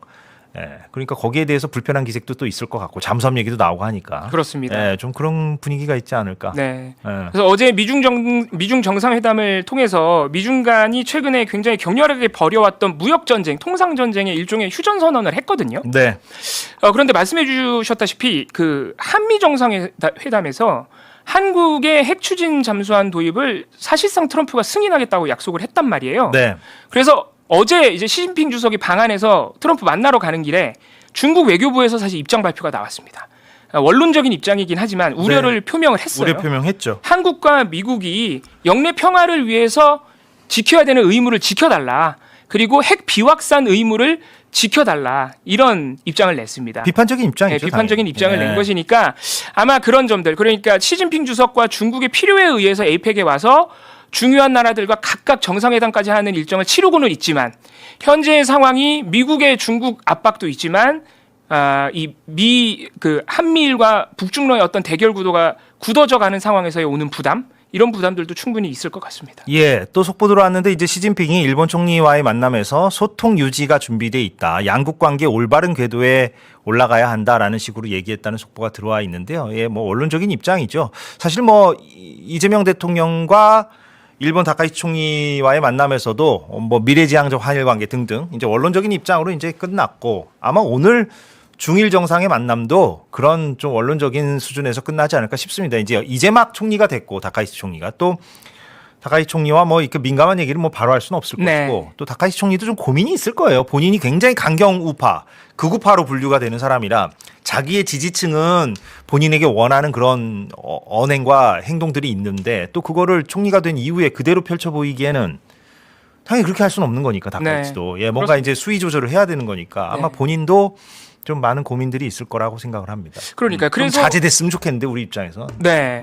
그 어제 이재명 대통령도 다카이치 총리를 만났단 말이죠. 네. 한일 정상회담이 있었는데 그 한일 정상회담에서 상견례 성격이라 원론적인 협력 강화 이야기만 나왔지만 또 이재명 대통령이 그 은근슬쩍 또 과거사 얘기를 했어요. 아예 안 한 건 아닙니다. 너무 가까운 나라고 너무 가까운 이웃이다 보니까 상처를 받는 일들이 있다. 뭐 가족 같아서 뭐 상처받는다 그랬나? 오히려 가족 같아서 상처받는 일들이 있다. 예. 문제가 있으면 문제는 문제대로 풀고 네. 함께 해나가야 될 과제는 또 해나가야 된다. 이런 이야기를 또 했거든요. 네. 그러니까 이재명 대통령 입장에서는 그 아무리 그래도 해야 될 얘기를 해야겠다고 좀 생각을 했던 것 같아요. 한두 마디는 해야 되니까 또 아예 안 할 수는 없으니까. 그래서 오늘 시진핑 주석과 다카이치 총리의 만남에서는 또 그런 이야기가 나올지도 좀 주목을 해봐야겠습니다. 예. 그 지금 댓글에도 오늘 이건 다른 얘기인데요. 그 대장동 사건 재판 결과가 하나 나왔죠. 선고 결과가 나왔는데 그거 이따가 저희가 정리를 해드리겠습니다. 예. 좀 관심들이 많으신 것 같은데 그것도 좀 이따가 요약해 드리도록 하겠고 이렇게 이봉우 연구원과 조금 뚜껑을 열어봤는데 넉 달 만에 윤석열 전 대통령이 재판에 출석했습니다. 증인으로 출석한 곽종근 전 특수전 사령관과 대면을 해서 직접 질문을 던지기도 했습니다. 곽 전 사령관은 국회의원을 끌어내란 지시를 받았느냐는 질문에 그걸 어떻게 잊겠느냐며 울컥했습니다. 여도현 기자입니다. 곽종근 전 특수전 사령관은 윤석열 전 대통령과의 만남이 그 전과 다르다고 느낀 건 지난해 10월 1일 국군의 날부터였다고 말했습니다. 때문에 시국의 어려움, 뭐 운영의 어려움 이런 거에 대한 애로사항을 얘기하고 토로하고 그런 부분. 한 달 뒤 모임에서는 특별한 방법을 언급했다고 했습니다. 시국 상황에 관한 이야기를 하면서 특별한 방법이 아니고서는 해결할 방법이 없다. 이런 말 한 적 있습니까? 그 말도 제가 분명히 제 기억 속에 있습니다. 윤 전 대통령으로부터 국회의원을 끌어내라는 지시를 받았느냐는 질문에는 울컥하기도 했습니다. 윤 전 대통령이 그 말을 할 때 뉴스로 국회의사당에 모이는 의원을 보고 있었는데 그걸 어떻게 잊겠느냐는 겁니다. 숨긴다고 숨겨지지 않는다며 명백하다고도 강조했습니다. 특검 측의 신문이 끝나자 이번엔 윤 전 대통령이 직접 곽 전 사령관을 향해 질문을 던졌습니다. 곽 전 사령관이 투입된 군 병력에게 무장하라고 지시하지 않았다는 걸 언급하면서 질서 유지를 하려고 갔다는 게 머릿속에 있었던 것 아니냐고 물은 겁니다. 하지만 곽 전 사령관은 질서 유지는 도저히 수긍할 수 없고 그 전이든 그 후든 질서 유지, 시민 보호란 말을 들어본 적 없다고 맞받아쳤습니다. 군 통수권자였던 윤 전 대통령의 질문에도 곽 전 사령관은 눈을 똑바로 쳐다보며 흔들림 없이 증언해 나갔습니다. JTBC 여도현입니다. 아주 건강해진 내란 우두머리 윤석열이 불법 계엄의 핵심 증언을 하는 곽정근 특전사령관이 법정에 증인으로 나오자 그걸 반박하려고 어제 이제 법정에 나왔어요.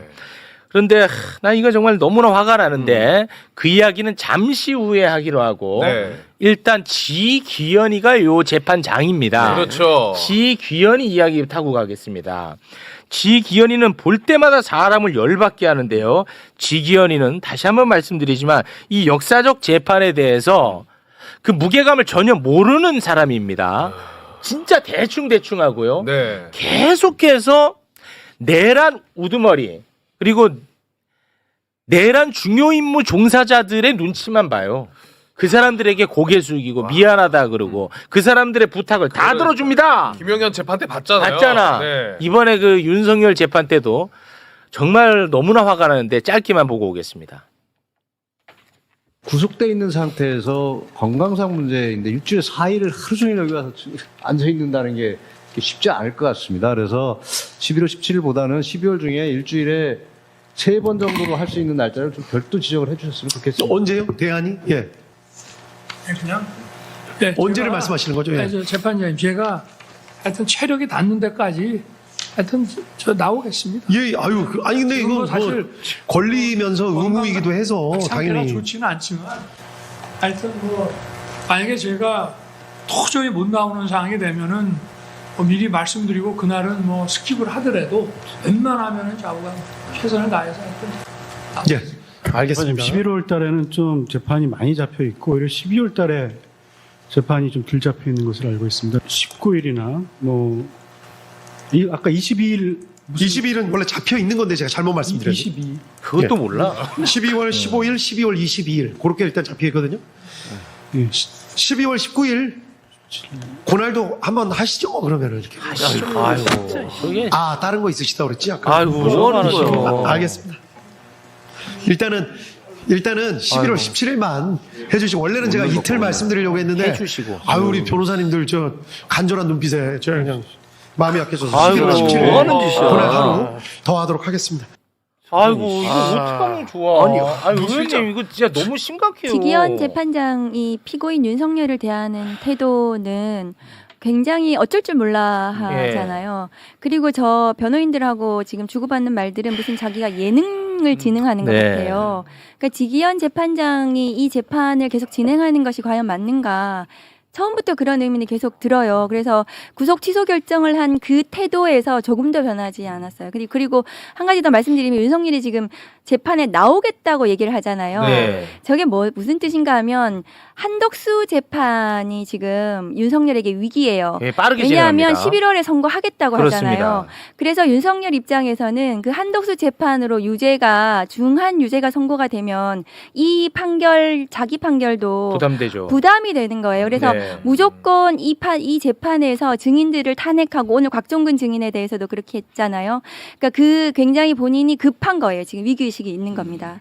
재판에 나오겠다는 태도는 지금과는 달리 그런 입장 표명인 것 같습니다. 그동안에는 우리가 알지 못하는 뭔가 큰 힘이 작동을 해서 약간 좀 안심을 했다면 그렇습니다. 지금 갑자기 한덕수 재판이라고 하는 변수가 생겼다고 이렇게 보는 거군요. 한덕수 재판이 자기보다 늦을 줄 알았던 거예요. 그러니까 이게 늦게 지연이 될 줄 알았는데 자기보다 먼저 한덕수에 대해서 한덕수는 내란 중요임무 종사로 공소장이 변경되어서 맞습니다. 중한 유죄가 선고될 것 같잖아요. 네. 그러니까 지금 위기의식 느낀 겁니다. 그래서 재판 나오겠다고 하는 겁니다. 그걸 자기가 직접 막아야 되는 그런 거죠. 변호인들 못 믿고 그런 상황 같습니다.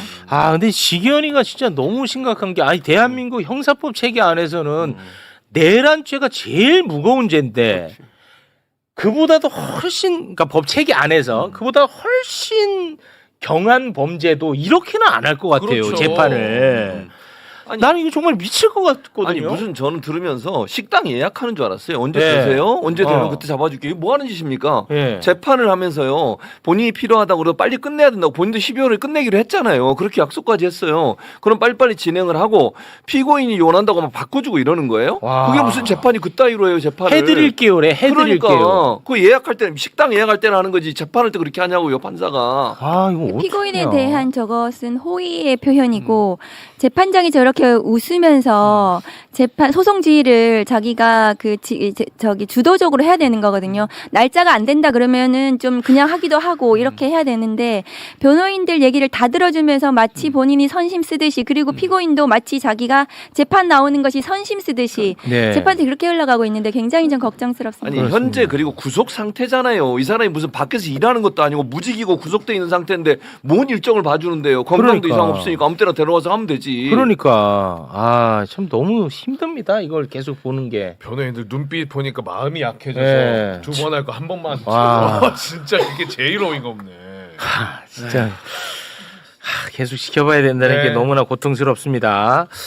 자, 이제 법정에 나온 곽종근 사령관은요 2024년 12월 3일에 이제 내란이 있었는데 10월 1일부터 10월 1일부터 내란 관련한 이야기를 들었다. 뭐 이런 이야기를 했습니다. 네. 그 부분도 잠깐 짧게 보겠습니다.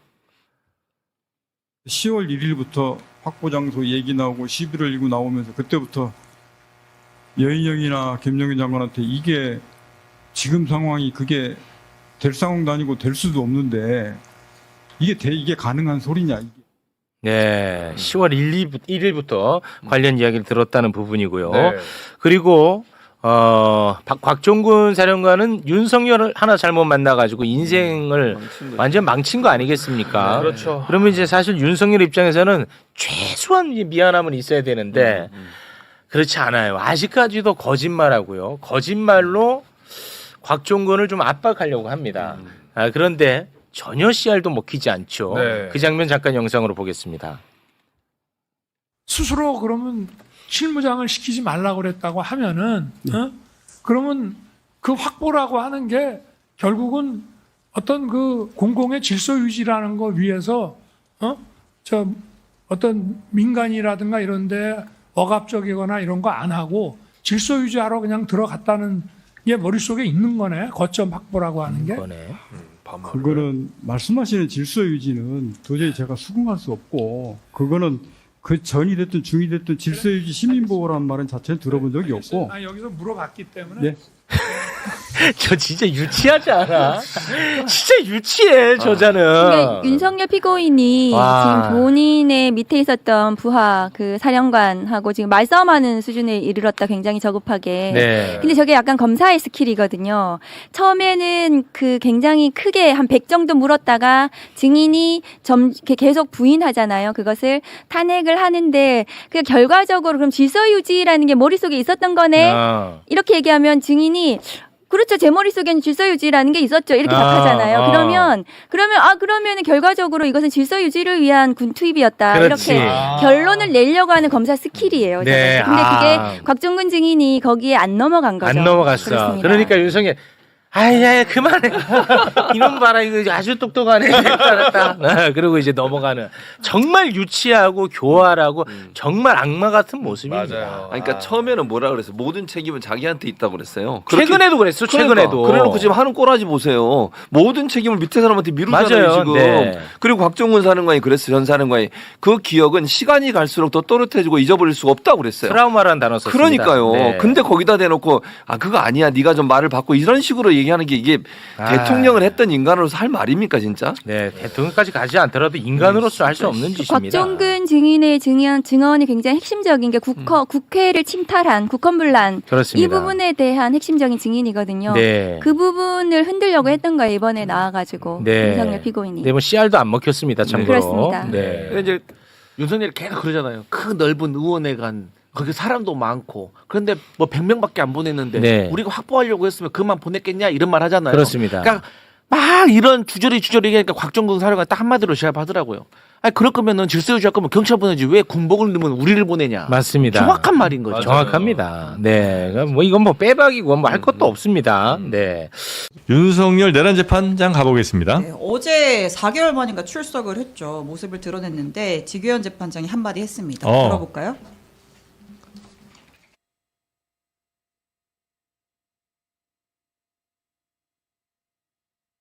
지금까지 불출석하신 불이익은 피고인이 부담하게 됩니다. 그러니까 반드시 출석을 해 주십시오. 출석을 해주십시오. 네. 친절합니다. 이제 이번에 나왔고 뭐 앞으로도 계속 나올 모양이던데요, 보니까. 몇몇 재판은 좀 선택적으로 출석을 하는 것 같아요. 체포방해 재판 같은 경우도 오늘 나온다고 하는데 일단 어제 재판 같은 경우에는 이 국회의원 체포, 국회의원은 끌어내라. 관련해서 핵심 증언을 했던 곽종근 전 사령관이 증인으로 출석하는 자리였기 때문에 본인이 뭔가 직접 좀 역할을 하려고 했던 것 같아요. 실제로 직접 마이크를 잡고 곽 전 사령관과 거의 뭐 설전에 가까운 대화가 오갔는데 그래요? 내가 군 투입하고 하라고 너한테 전화한 거 이거 질서 유지하라고 시민의 안전 확보하라고 한 거 아니었느냐 경고성 계엄이었잖아 이런 주장을 되풀이했고요. 네. 곽 전 사령관은 어제도 뭐 거의 울먹이면서 그렇지 않다. 내가 그 당시의 상황을 똑똑하게 기억을 한다. 했다. TV를 통해서 국회의원들이 막 나오는 장면 보고 있는데 그때 대통령이 나한테 전화해서 의결 정족수 거론하면서 문 부수고라도 들어가서 끌어내라라는 지시 분명히 했다. 이렇게 입장을 밝혔습니다. 네. 뭐 사실 이분은 계속해서 일관되게 얘기를 하고 있죠. 거의 뭐 12월부터 작년 12월부터 똑같이 얘기를 하는 것 같습니다. 네, 이런 일관성은 어쨌든 증언의 신빙성을 좀 우리가 더 가질 만한 상황이 아닌가 하는 생각도 좀 들기는 하고요. 우리 윤석 대변인 좀 오래 쉬신 것 같은데 재판도 좀 쉬고 갈까요? 아니, 요거는 제가 드릴 말씀 좀 있죠. 네. 그러니까 두 분 간의 대화에서 어떤 단어가 오갔는지는 우리는 모르죠. 이게 이제 녹음이 있는 게 아니니까. 네. 근데 잘 생각해 보면 군 투입이 질서 유지를 위해서라는 윤 대통령 말이 맞으려면 당시에 투입됐던 군이 어떤 군이냐. 특전사가 들어갔잖아요. 특수전사령부란 말이에요. 거기가 무슨 질서 유지냐. 그렇죠. 네. 그다음에 이제 거기 보면 이게 야간 투시경까지 이렇게 들어갔잖아요. 네.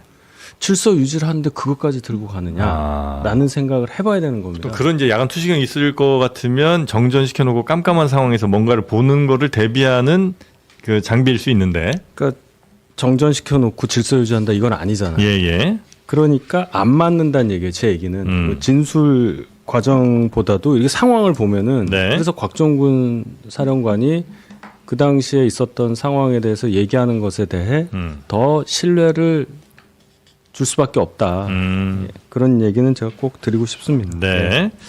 자, 재판 이야기 좀 나눠봤고요. 혹시 뭐 덧붙이실 말씀이? 뭐 더 이상 뭐 이 내란 우두머리 이 그 피고인인가요? 네. 이분한테 드릴 말씀이 없어요. 일말의 반성이 없다. 네.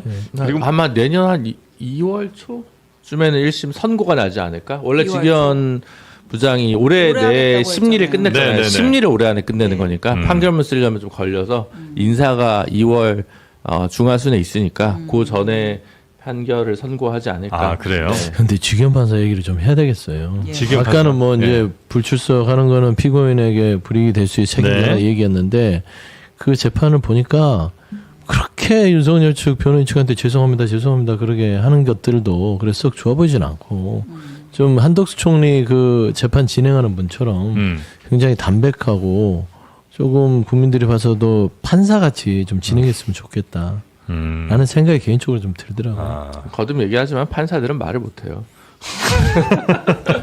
네. 저분이 그 저쪽 보셨어요? 아직 못 보시면 이제 봤어요. 직연 판사에게 중앙에 센터로 나오는 장면이 많아요. 네. 근데 웃어요. 웃으면서 얘기를 해요. 근데 뭐 웃는 거 아주 뭐라 안 하겠지만 이 재판의 중요성, 엄중함 이런 걸 보면 좀 그렇습니다. 그래요. 술 먹고 싸움 나서 뭐 나온 이런 재판도 아니고 그런 또 굉장히 무심하게 하잖아요. 그 다른 재판 그 판사분 그분하고 좀 다르더라고요. 그 말씀을 서 소장님 하신 거예요. 예, 그 얘기예요. 태도가 너무 국민들은 보기에 내란 재판이라는 게 엄청나게 엄중하고 심각한 문제인데 그냥 뭐 그런가요? 뭐 아이고 죄송합니다. 뭐 이런 식으로 하니까 그거예요. 그런 태도는 좀 개선이 안 되겠죠. 사람 바뀌는 거 아니니까. 왜 그거를 모르나? 몰라요? 재판 그냥 판사들이? 뭐 누가 얘기했을 수도 옆에서 좀 웃어요. 뭐 이랬을 수도 있죠. 누가 말도 안 돼. 온화하게 나와라. 온화하게 나와라. 알겠습니다. 하여튼 직연 재판장 좋아 보이지 않아요 전혀. 전혀 안 좋아 보이죠. 왜 저럴까 싶으면서도 왜 저럴까 생각을 하다 보면 그래서 그런가라고 하는 의문을 생각을 가져보는 거죠. 저 중계가 되는 건데. 네. 한미 정상회담으로 관세 협상은 타결을 이뤘고 그 결과물에는 미국이 세계 어느 나라하고도 한 적 없는 분할 투자 방식이 담겼습니다. 오늘 뉴스룸은 3개월에 지난했던 밀고 당기기 과정과 마지막 순간까지 예측 불허였던 협상의 뒷이야기들을 준비했습니다. 먼저 합의 결과의 핵심을 짚고 가겠습니다. 이승환 기자입니다. 지난 7월 30일 큰 틀에서의 합의 이후 3개월간 줄다리기를 해온 한미 관세 협상. 최종 타결 소식을 가장 먼저 알린 건 도널드 트럼프 미국 대통령이었습니다.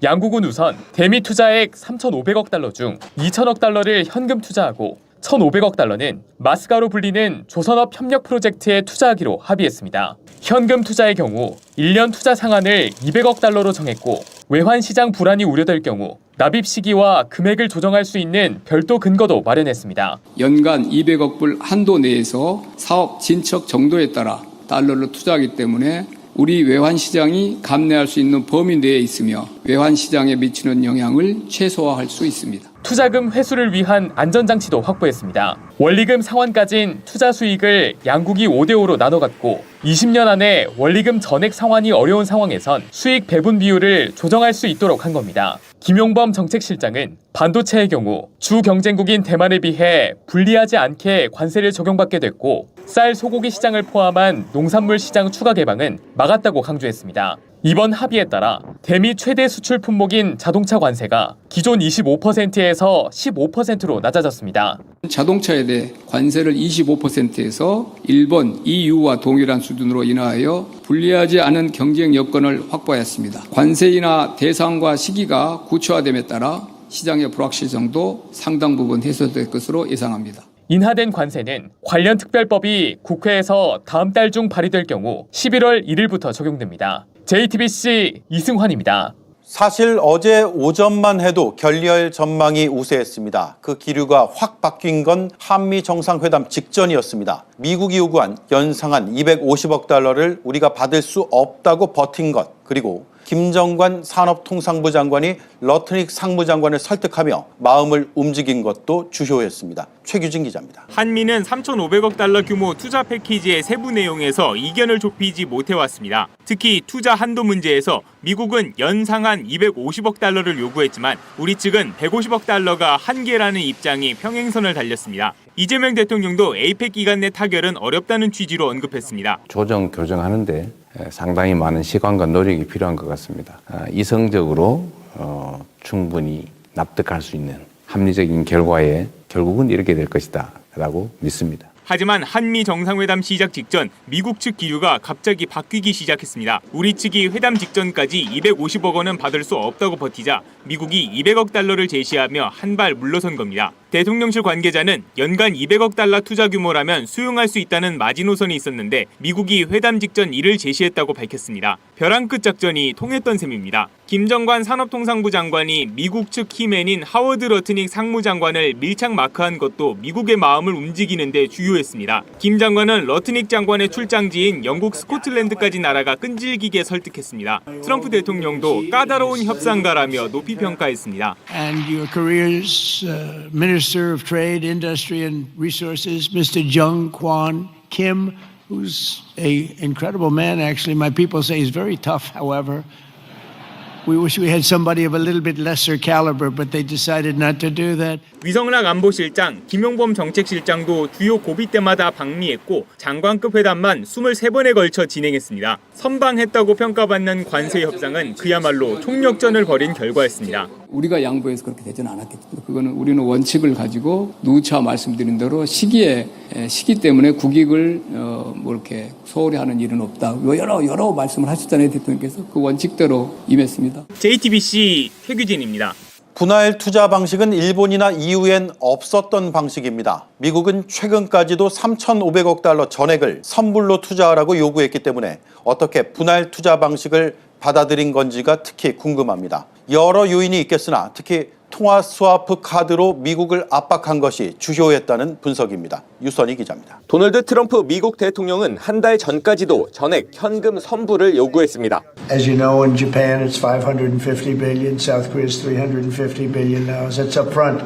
그러자 당시 유엔 총회 참석을 위해 뉴욕을 방문하고 있던 이재명 대통령은 스콧 베선트 재무부 장관을 만나 미국이 우리가 도저히 감당할 수 없는 요구를 하고 있다고 직접 설명했습니다. 베센트 장관에게 대통령께서 직접 그 포인트를 상세히 설명하셨기 때문에 우리 정부는 동시에 통화 스와프 논의를 공식화했습니다. 무제한 통화 스왑 같은 경우는 미국이 그런 의미로 캐시플로우를 만약에 주장을 한다고 그러면 필요 조건입니다. 이후에도 정부는 3,500억 달러 선불을 감당할 수 없는 우리의 외환 시장 규모를 계속 언급하면서 버텼습니다.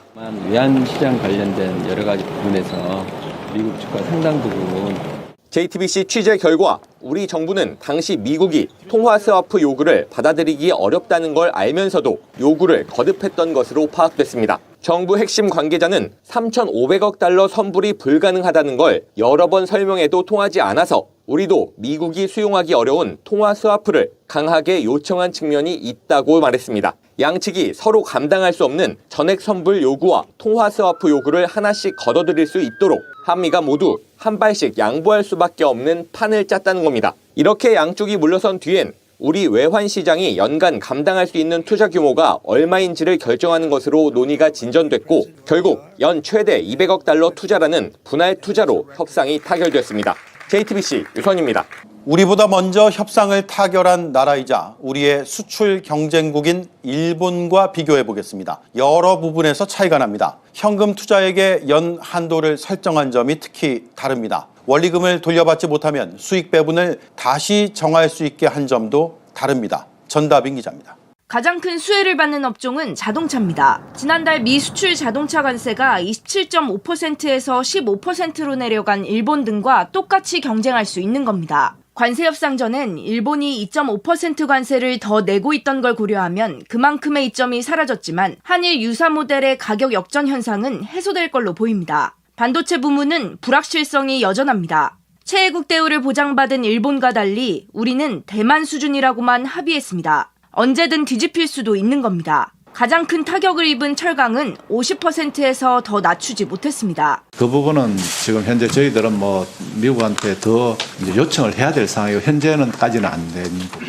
일본 역시 우리와 같은 50%지만 US 스틸을 인수해 미 현지 생산이 가능합니다. 관세 협상 핵심 쟁점이던 대미 투자 펀드는 큰 틀에선 일본과 유사하지만 차이도 많습니다. 현금 투자 규모만 보면 5,500억 달러 금융 패키지를 약속한 일본에 비해 우린 2,000억 달러, 36% 수준입니다. 연 한도를 설정한 점, 또 원리금을 돌려받지 못할 경우 향후 수익 배분 비율을 다시 정할 수 있게 명시한 점도 다릅니다. 우리나라의 어떤 외환 충격이나 사업 위험을 좀 완화시켰다는 점에서 일본이랑 좀 차이가 있습니다. 한국이 좀 더 안정적인 구조라고 말씀드릴 수 있습니다. 미국 뉴욕타임스는 한국이 일본보다 더 많은 양보를 얻었고 전반적으로 덜 부담스러운 협상을 성사시켰다고 전했습니다. 관건은 미국 측이 합의한 사항을 얼마나 성실히 이행할지 여부입니다. JTBC 전다빈입니다. 미국의 주요 언론들은 한국이 일본보다 더 많은 양보를 얻어낸 예상 밖의 결과라고 평가했습니다. 트럼프 대통령의 취향을 저격한 천마총 금관 모형 선물도 외신의 주목을 받았습니다. 워싱턴 정강현 특파원입니다. 뉴욕타임스는 수개월간의 줄다리기 끝에 한국이 일본보다 더 많은 양보를 얻어냈다고 평가했습니다. 한국의 대미 투자 규모는 일본보다 적지만 상업적 타당성과 이익 배분 등 안전장치를 포함해 덜 부담스러운 협상을 끌어냈다는 분석입니다. 월스트리트 저널도 최근까지도 한국 정부 내부에서 타결 가능성을 낮게 봤지만 예상 밖의 진전이라고 보도했습니다. 블룸버그는 조선업 협력 투자금을 지분과 대출 보증 등을 활용해 조달할 수 있도록 설계했다며 재정 리스크를 최소화한 주요 양보 조치라고 분석했습니다. 외신들은 한국 정부가 이번 정상회담에서 트럼프 맞춤형 선물을 준비한 점도 협상 타결을 끌어낸 배경으로 분석했습니다. CNN은 금을 유난히 좋아하는 트럼프의 취향을 저격한 천마총 금관 모형에 주목했습니다. You know, President Trump certainly loves gold, and that is quite a gift that he is being gifted right now by the people of South Korea at this big summit. 워싱턴 포스트도 한국이 트럼프의 반짝이는 선물 취향을 정확히 겨냥했다고 평가했습니다. 다만 최근 미국 전역에서 트럼프의 권위주의적 통치에 반발하는 노킹스 시위가 벌어지는 상황에서 왕관 선물은 상징적 역설을 보여준다고 논평했습니다. 워싱턴에서 JTBC 정강현입니다. 네, 이렇게 협상 결과에 대한 평가는 긍정적입니다. 그렇다고 마음을 완전히 놓을 수도 없습니다. 협상에 지렛대였던 3,500억 달러 투자는 10년에 걸친 장기 프로젝트입니다. 따라서 미국의 다음 정권 혹은 그 다음 정권까지 변수가 이어질 가능성도 배제하기 어렵습니다. 정아람 기자입니다.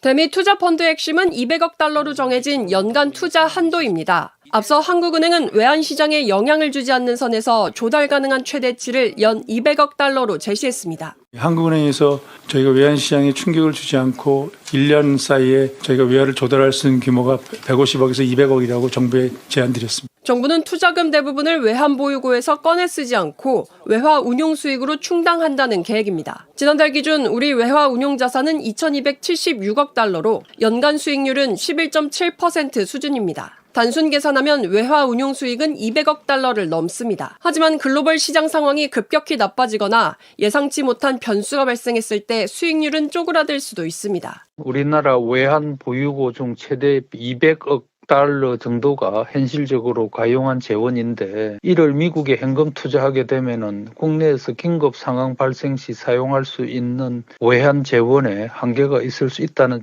구윤철 부총리는 이에 대해 한 번에 200억 달러가 나가진 않을 거라고 설명했습니다. 200억 불을 10년 하면 2천억 불인데 기선고에 따라서 돈이 나가기 때문에 아마 초기는 한꺼번에 200억 불이 나가기 어렵다고 보여지고. 대미펀드 투자처를 둘러싼 불확실성도 여전합니다. 우리 정부는 원리금을 돌려받을 수 있는 투자처, 즉 상업적 합리성이란 표현을 명시하기로 했습니다. 하지만 구체성이 떨어져 한미가 각국의 유리한 방식대로 해석할 여지가 있다는 지적도 나옵니다. 대미펀드가 10년 이상 이어지는 장기 프로젝트인 만큼 트럼프 임기 후에도 유효할지 의견도 분분합니다. 다만 전문가들은 우리 정부의 유리한 재협상이 이뤄질 가능성이 낮다고 진단합니다. 약정을 하고 투자처가 결정이 되고 투자 자금도 금액이 정해지는 상태이기 때문에 단순하게 정권이 바뀌었다고 해가지고 그 프로젝트가 중단되거나 변경되지는 않을 것으로 보입니다.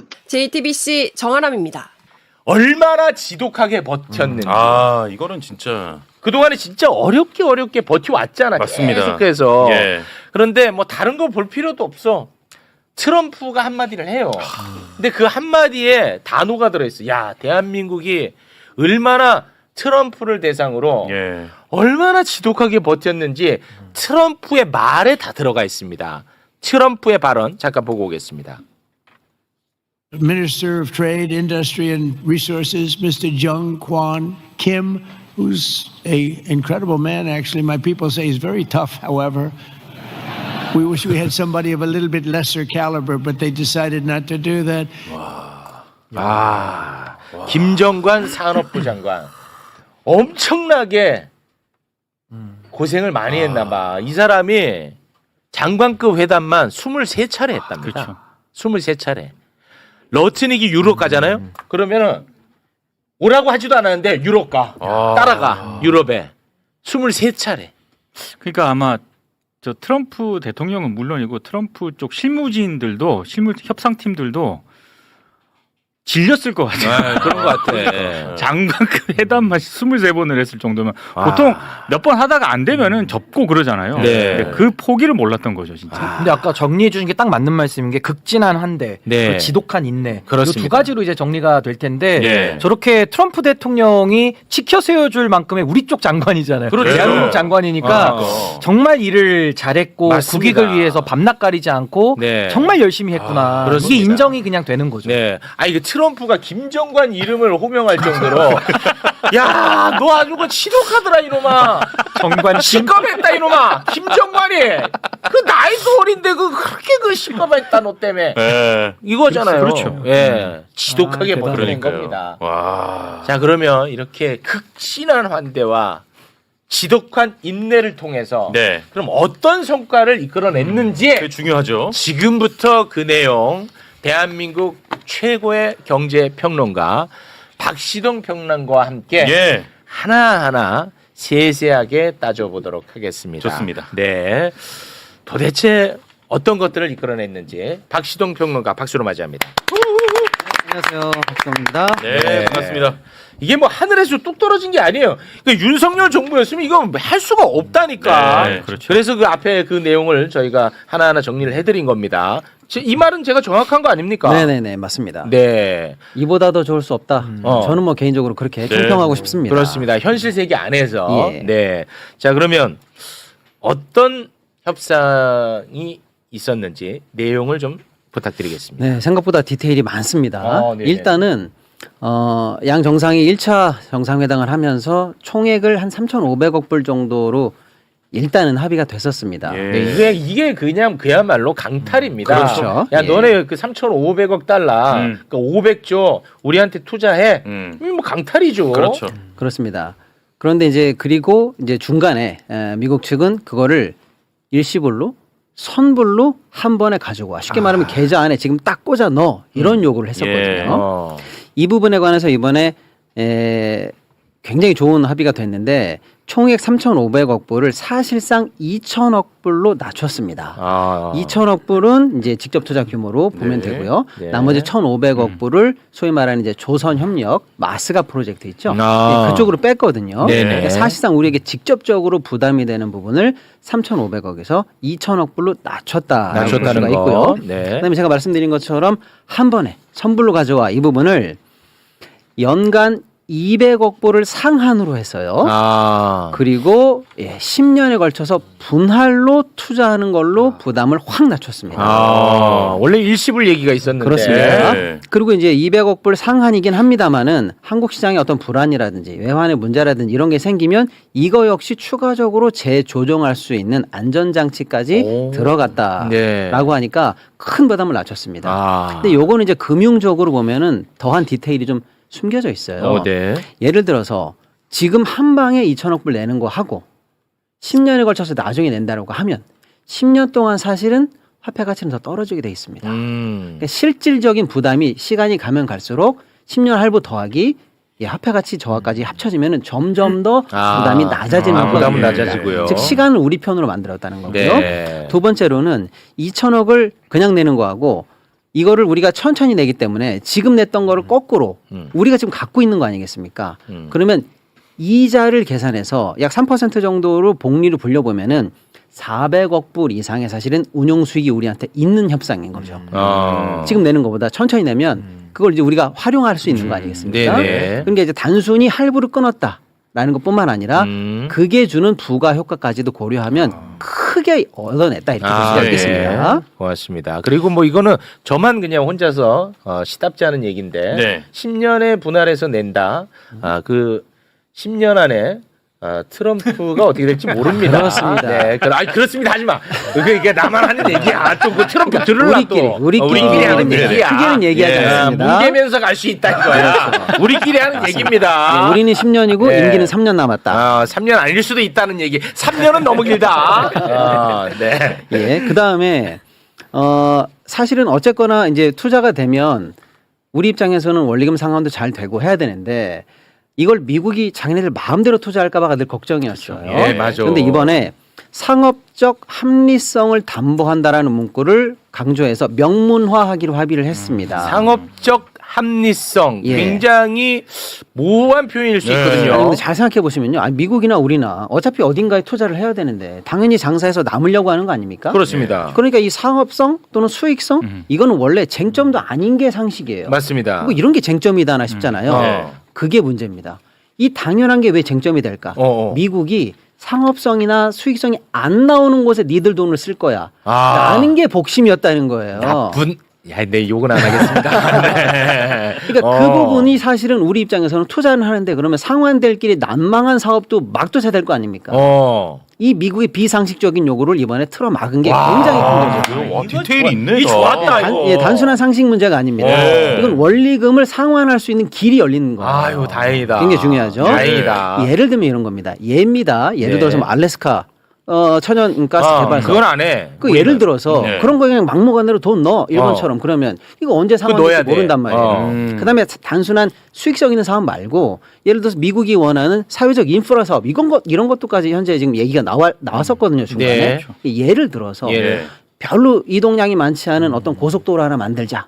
거기 통행료를 니네들이 걷어가라. 그게 언제 회수됩니까? 맞습니다. 그런 프로젝트에 돈이 막 들어간다라고 했으면 우리 입장에서는 이거 돈은 들어가지만 회수가 난망하거든요. 그렇죠. 이런 게 철저하게 상업적으로 수익적으로 담보되는 프로젝트만 하자라는 거는 회수 길이 열렸다는 거예요. 이거 굉장히 본질적인 부분이네요. 본질적이고 상식적인 걸 이뤄낸 거죠. 요거 좋다. 너무 좋습니다. 요거 좋아.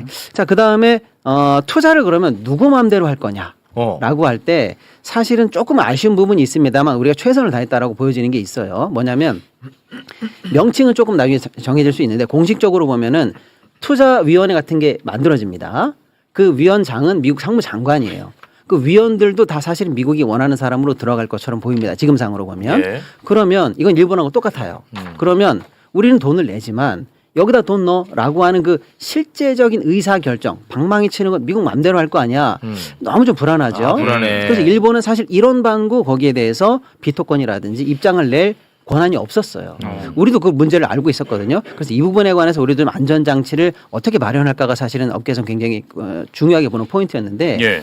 위원회에는 우리가 들어가지 못했지만 그 위원회가 직접적으로 협의하거나 자문을 받거나 권고를 받는 사업성을 결정하는 투자 관련한 자문기구, 자문위원회 같은 거, 이 명칭은 좀 달라질 수 있습니다. 네. 근데 제가 그냥 제 임의상 예를 들어서 뭐 투자 의견위원회 같은 것들을 네네네. 따로 둔다.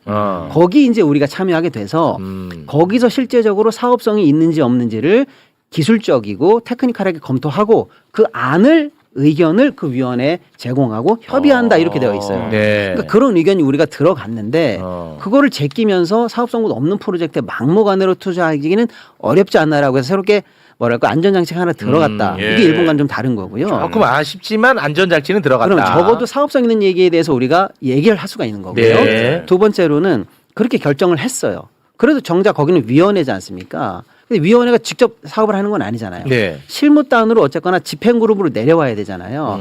이거를 이제 집행하는 단위를 프로젝트 매니지먼트라고 할 수 있죠. PM이라고 합니다. 네. 프로젝트 매니지먼트. PM은 한국이 한다라는 얘기가 있어요. 그건 잘 됐다. 예. 그러니까 그래요. 뭐 미국 형님이 결정하십시오라고 하지만 우리 의견을 좀 받아서 결정해 주시고 집행은 또 우리 손으로 할게요. 라고 하니까 우리 손이 많이 타게 되는 거죠. 네. 그러니까 단순히 미국에게만 전권이 부여되면서 우리는 관여할 수 없는 상태였는데 많은 부분 실무적으로 안전장치들이 들어갔다라는 게 굉장히 안심하게 하는 포인트입니다. 자, 이렇게 투자한 금액에 대해서 결국 원리금을 상환을 받아야 될 거 아닙니까? 일단 원금 상환에 관해서 현재까지 나온 얘기는 50대 50으로 가져간다라는 거예요. 예, 다소간에 조금 아쉬운 측면이 있습니다만 조금 이건 길게 보시자면 우리가 200억 불을 10년간에 투자하고 50대 50으로 수익금을 가져간다면 우리가 회수하는 기간은 2배로 잡아야 될 거 아니겠습니까? 50대 50이니까. 그래서 적어도 10년 투자하면 20년 안에는 회수된다라는 프로젝트다. 구조가 그렇게 짜여졌다라고 생각하시면 될 것 같아요. 네. 자, 하여튼 미국은 좀 짜증은 나네요. 네. 짜증은 좀 납니다만. 네. 일본보다는 훨씬 좋습니다. 맞습니다. 그다음에 아무튼 10년 투자해서 20년 정도 상환이다라고 하면 그래도 해볼 만하다. 네. 이렇게 생각하실 수가 있고요. 어쨌거나 우리 입장에서는 그래도 연간 200억 불이면 한 30조 되는데 이런 투자금이 미국으로 간다면 사실상 가장 걱정되는 부분은 환시장입니다. 외환시장. 그래서 우리 정부가 가장 신경 쓴 게 외환시장에 관한 이 안전망, 충격을 어떤 식으로든 좀 제어하고 방어하는 게 가장 중요했거든요. 네. 이 부분에 관해서는 이제 제가 볼 때는 여러 가지 안이 나왔는데 현재 정부가 생각하는 이 논리는 이거예요.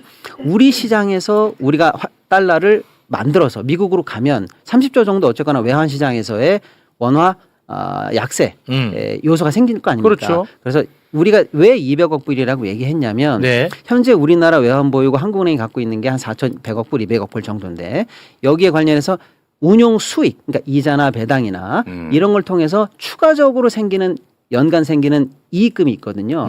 이건 비밀입니다. 공식적으로 확인은 안 됩니다만 보수적으로 잡아도 5%입니다. 보수적으로 잡아도. 네. 그러면 대충 한 210억 불 언저리가 돼요. 한 200억. 예. 그다음에 국부펀드 KIC가 해외 자산을 한 2,500억 불 정도 운용하거든요. 여기서 걷어들이는 수익이 작년만 해도 연간 수익률이 8%가 넘습니다. 네. 거기서 생기는 이자 배당률을 합치면 대충 못해도 170억 불 정도는 됩니다. 170억. 그걸 전부 다 여기다 쏘진 않지만 네. 그걸 그걸 믹스한다면 150억 불 정도는 충격파 없이 새롭게 한 시장을 건드리지 않고 여기에 이제 투자할 수 있겠다라고 생각하는 거예요. 그러니까 환에 관해서는 어느 정도는 영향력을 최소화했다 이렇게 볼 수가 있죠. 무슨 말씀인지 자, 알겠습니다. 근데 그럼에도 불구하고 한 50억 불 정도가 조금 부족할 가능성이 있거든요. 그런 경우는 어떻게 할래라고 하니까 그것도 우리나라를 통해서 조달하는 게 아니라 현지에서 역외 시장에서 우리가 예를 들면 기차나 국채를 발행해서 조달할 생각을 하고 있다라는 거예요. 근데 이것도 아까 우리가 우리끼리만 알고 있는 비밀이라고 했지 않습니까? 네. 우리끼리만 알고 있으면 이것도 굉장히 재밌는 포인트가 있어요. 결국에는 우리 정부가 가서 이게 한국 국채다. 이걸 사줘라. 라고 어디 가서 얘기를 해야 됩니까? 주로 미국에서 얘기할 거예요. 왜? 달러를 써야 되니까. 네네네. 그럼 그 달러를 우리가 현지에서 조달하고 우리는 정부가 사실은 신용이나 빚을 내는 거지만 그 돈은 누구 돈이에요? 결국 미국에 있는 돈이잖아요. 그 돈이 다시 우리 프로젝트 들어가면 아시겠죠? 거기서 이렇게 공익인선단식이냐라고 해도 좋지만 네, 모자란 돈도 현지에서 동원해서 현지에서 넣고 거기서 원리금 상환해서 갚겠다라는 그런 프로젝트니까. 그건 시시합니다. 우리는. 예, 우리가 시시합니다. 시시하겠습니다. 왜냐하면 요거 괜히 들으면 빈정상할 수 있습니다. 그렇죠. 예. 너네들이 준 돈으로 너네한테 투자하고.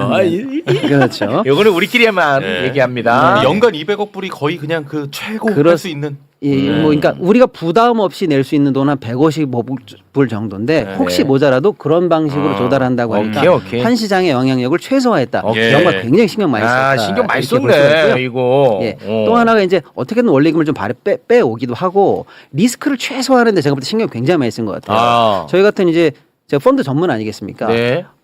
정책실장께서 뭐 이런 얘기를 직접 할 정도면은 뭐 대단히 신경 썼다고 보는데 개별 프로젝트에 투자할 때도 엄브렐라 펀드형 방식으로 하겠다라고 했거든요. 이게 좀 재미가 있습니다. 이게 뭐냐면 예를 들어서 우리가 뭐 A 펀드, 박시동 펀드에다 돈을 넣었어요. 또 김용남 펀드도 있어요. 그럼 각각 돈을 따로 넣어야 되거든요. 근데 이 펀드에서 이 펀드가 더 좋아 보여. 그럼 어떻게 하게요? 이걸 환매하고 깨야 됩니다. 깨는데 세금도 내고 다시 또 들어가는데 비용이 또 들어가거든요. 네. 이런 거 불편한데 라고 하는 경우에 만들어지는 펀드가 엄브렐러 방식이거든요. 맨 위에 있는 펀드 그냥 하나에다 넣는 거예요. 그러면 그 펀드 밑에 사실상 자펀드 형식으로 박시동 펀드나 김영남 펀드가 있는 거예요. 그러면 여기서 조금 돈이 남아 저쪽으로 그냥 수평 이동시켜. 이쪽에서 좀 뭐가 좀 문제가 있어. 그러면 체육 펀드로 또 수평 이동시켜. 이렇게 가능한 구조를 보통 우리가 엄브렐라형 엄브렐라 갑니다. 이게 이제 뭐 장점도 있고 조금 단점도 있습니다. 장점이 뭐냐면 리스크 관리가 되는 거예요. 거기서 조금 손해가 났어? 그럼 여기 있는 돈 그걸로 넣으면 돼. 그러니까 우리는 전체적으로 보면 리스크를 낮추기 위해서 굉장히 노력하는 거예요. 그래서 예를 들어서 미국이 원하는 어떤 프로젝트를 했는데 한 프로젝트에서는 돈이 많이 남았어요. 저쪽은 조금 부실해. 그럼 그쪽은 미국이 버리거나 방치할 가능성이 있어요. 그렇죠. 그럼 우리 원리금 회수가 안 될 거 아닙니까? 그렇죠. 손실 확정되니까. 네. 근데 이쪽에서 남은 게 있어요. 그쪽으로 넣으면 되잖아. 그리고 또 하나 여기 있는 돈 그쪽에서 넣는다는 게 뭐냐면 이게 사실 이것도 우리만 압시다. 뭐냐면 뭐야 또? 거기에 사실은 투여되기 위한 신규 자금을 조달할 필요가 없어요. 이미 벌린 돈으로 넣으면 되는 거예요. 이해되시죠? 예, 이해돼. 그러니까 전체적으로 이 자금 2천억 불을 동원하기 위해서 얼마나 부담을 낮추려고 굉장히 테크니컬하게 고민을 많이 했는지가 좋습니다. 전문가들이 볼 때는 느껴지는 겁니다. 신경 많이 썼다. 많이 썼다. 느껴집니다. 그게 그 전문 용어로 뭐 우산이에요? 예, 우산입니다. 왜 우산이냐면 우산 맨 위에 하나 떡 떨어뜨리면 우산 살이 여러 개가 있잖아요. 그러니까 꼭대기에만 투자하면 이렇게 가지 뻗치는 게 수평적으로 오케이. 많아 보이는 게 우산 모양처럼 보여서. 그건 이제 리스크 관리 차원에서 아주 그렇습니다. 잘했네요. 네네. 네. 그러니까 이렇다 보니까 많이 썼네. 예, 이렇다 보니까 지금 뭐 업계별로도 당연히 지금 다 일기도를 보면 다 햇님이에요. 다 환영하더라고요. 다 환영해. 특히 자동차 섹터는 뭐 즉각적으로 환호하죠. 왜냐하면 현대기아차 같은 경우에는 영업이익이 작년에 한 14조 8천억에서 15조 정도 되거든요. 근데 지금 현재 한 25% 관세를 현재 부과받고 있거든요. 이거가 사실은 연간 한 많으면 8조 정도의 영업 손실을 가능케 하는 정도의 규모예요, 사실. 왜냐하면 현대가 그거를 소비자나 딜러사에게 전가를 안 시키고 또 안기로 했거든요. 근데 이번에 관세가 다시 이제 15%로 낮아지게 되면 요걸 갑자기 넘어가면 안 되지. 지금까지는 이제 3,500억 달러 강탈에 대한 부분을 얘기했어요. 그런데 우리가 이거를 왜 이렇게 끙끙 앓았냐? 결국은 트럼프가 지멋대로 올려놓은 상호관세, 품목관세, 요거를 좀 낮추고 싶었기 때문에 우리가 끙끙 앓았던 거거든요. 그런데 원래 트럼프가 요구했던 관세보다 이번에 낮췄다는 거, 그거를 얘기를 하고 들어가줘야죠. 그래서 이제 이 협약이 최종적으로 만약에 이제 실행이 되면 물론 이제 법적 절차는 좀 남아 있습니다. 우리도 예를 들어서 이제 국회에서 미국에 투자하는 기금에 관한 특별법도 좀 만들어져야 되고 합니다만은 어쨌거나 우리는 국회에 해당 법률이 올라오기만 하면 그 해당 월에 1일부터 사실상 미국이 행정명령을 내준다. 이게 합의가 됐거든요. 그러니까 예를 들어 11월 달에 방금 내용에 해당하는 내용의 안을 담은 법률이 국회에 제출된다. 그럼 우리가 미국에 얘기하겠죠. 아, 너희들이 말한 대로 우리가 이제 법률안을 준비했어라고 하면 미국이 오케이, 그럼 우리도 행정명령 할게. 라고 하면 그 행정명령이 우리가 법률을 낸 그 달의 첫날부터 소급해서 발효되는 것으로 한다라는 게 내용이에요. 즉 11월 달에 만약에 우리가 법률을 내면 11월 1일부터 관세를 다시 상호 관세를 25에서 15로 낮추게 됩니다. 25에서 15. 이 얘기를 자꾸 안 해. 네네. 본인은 다 아니까 이 얘기를 자꾸 안 해. 중요한 얘기를 빼고 무슨 그렇죠. 그 인준 얘기하고 있어 자꾸. 그래서 이제 사실상 빠르면 상호 관세 25에서 15. 이건 내가 대성공입니다. 대성공이죠. 이게 중요한 건 25에서 15. 자동차 관세 25에서 15. 그렇죠. 이거 대성공. 현재까지는 25% 관세를 물으면서 사실은 자동차가 손실을 많이 보고 있어요. 그렇습니다. 일본이나 EU는 현재 15%를 내고 있는데 상대적으로 우리가 10% 불리하게 경쟁하고 있는 거거든요. 그럼 우리 거 안 팔리지. 그렇죠. 근데 그 손실을 이제 현대가 다 떠 안으면서 장사를 하려고 했던 건데 이제 다시 15로 만약에 낮아진다면 그러면 이제 또 다시 원점이죠. 영업이 약 5조 이상은 현재 개선되는 효과를 낼 수 있거든요. 5조. 예, 반면에 자동차뿐만 아니라 자동차 부품에도 다 같이 적용되거든요. 이 관세가. 그러니까 2차적인 우리 벤더사들도 어마어마하게 사실 혜택을 볼 수가 있죠. 한편으로 이제 자동차 문제 중에서 우리가 걱정했던 게 GM 대우 철수사를 많이 걱정했어요. 왜냐하면 GM은 미국 회사인데 여기서 만들어서 사실 물량은 미국으로 가요. 그랬는데 야, 내가 미국 회사 공장에서 미국에서 하면 무관세인데 여기서 만들어가지고 25%를 받으면서 내가 미국으로 도로 가야 되면 여기서 장사하기 힘들지라고 해서 철수 압박이 좀 있었거든요. 근데 이 부분을 많이 낮춰준다면 거기 지혜 문제 해결하는 데도 도움이 많이 되겠죠. 어쨌거나 자동차 산업 전체에서 굉장히 훈풍을 부는 효과가 이제 본격적으로 나올 것이다 이렇게 볼 수가 있고요. 관세 대폭 낮췄습니다. 그렇습니다. 반도체 섹터에서도 굉장히 큰 이번에 성과가 나왔는데 반도체. 아직 반도체는 개별 관세가 안 나왔어요. 미국이. 뭐 반도체 앞으로 미국에 뭐 수출하는 애들은 얼마 이거 내용이 아직 안 나왔습니다만 어떤 식으로 나오든 사실상 최혜국 대우를 보장받았어요. 대만보다 불리하지 않게 해결하겠다. 그러면 되지 뭐. 그럼 되죠. 대만과 우리가 경쟁이거든요. 그러니까 우리 경쟁 국가랑만 맞습니다. 그렇죠. 똑같으면 뭐 그냥 아무 의미 없는 거지. 그렇죠. 그럼 그러니까 됐지. 우리 산업에서 가장 크게 중요한 원투펀치 자동차와 반도체가 다 이제 볕들 날이 온다. 대단히 고맙습니다.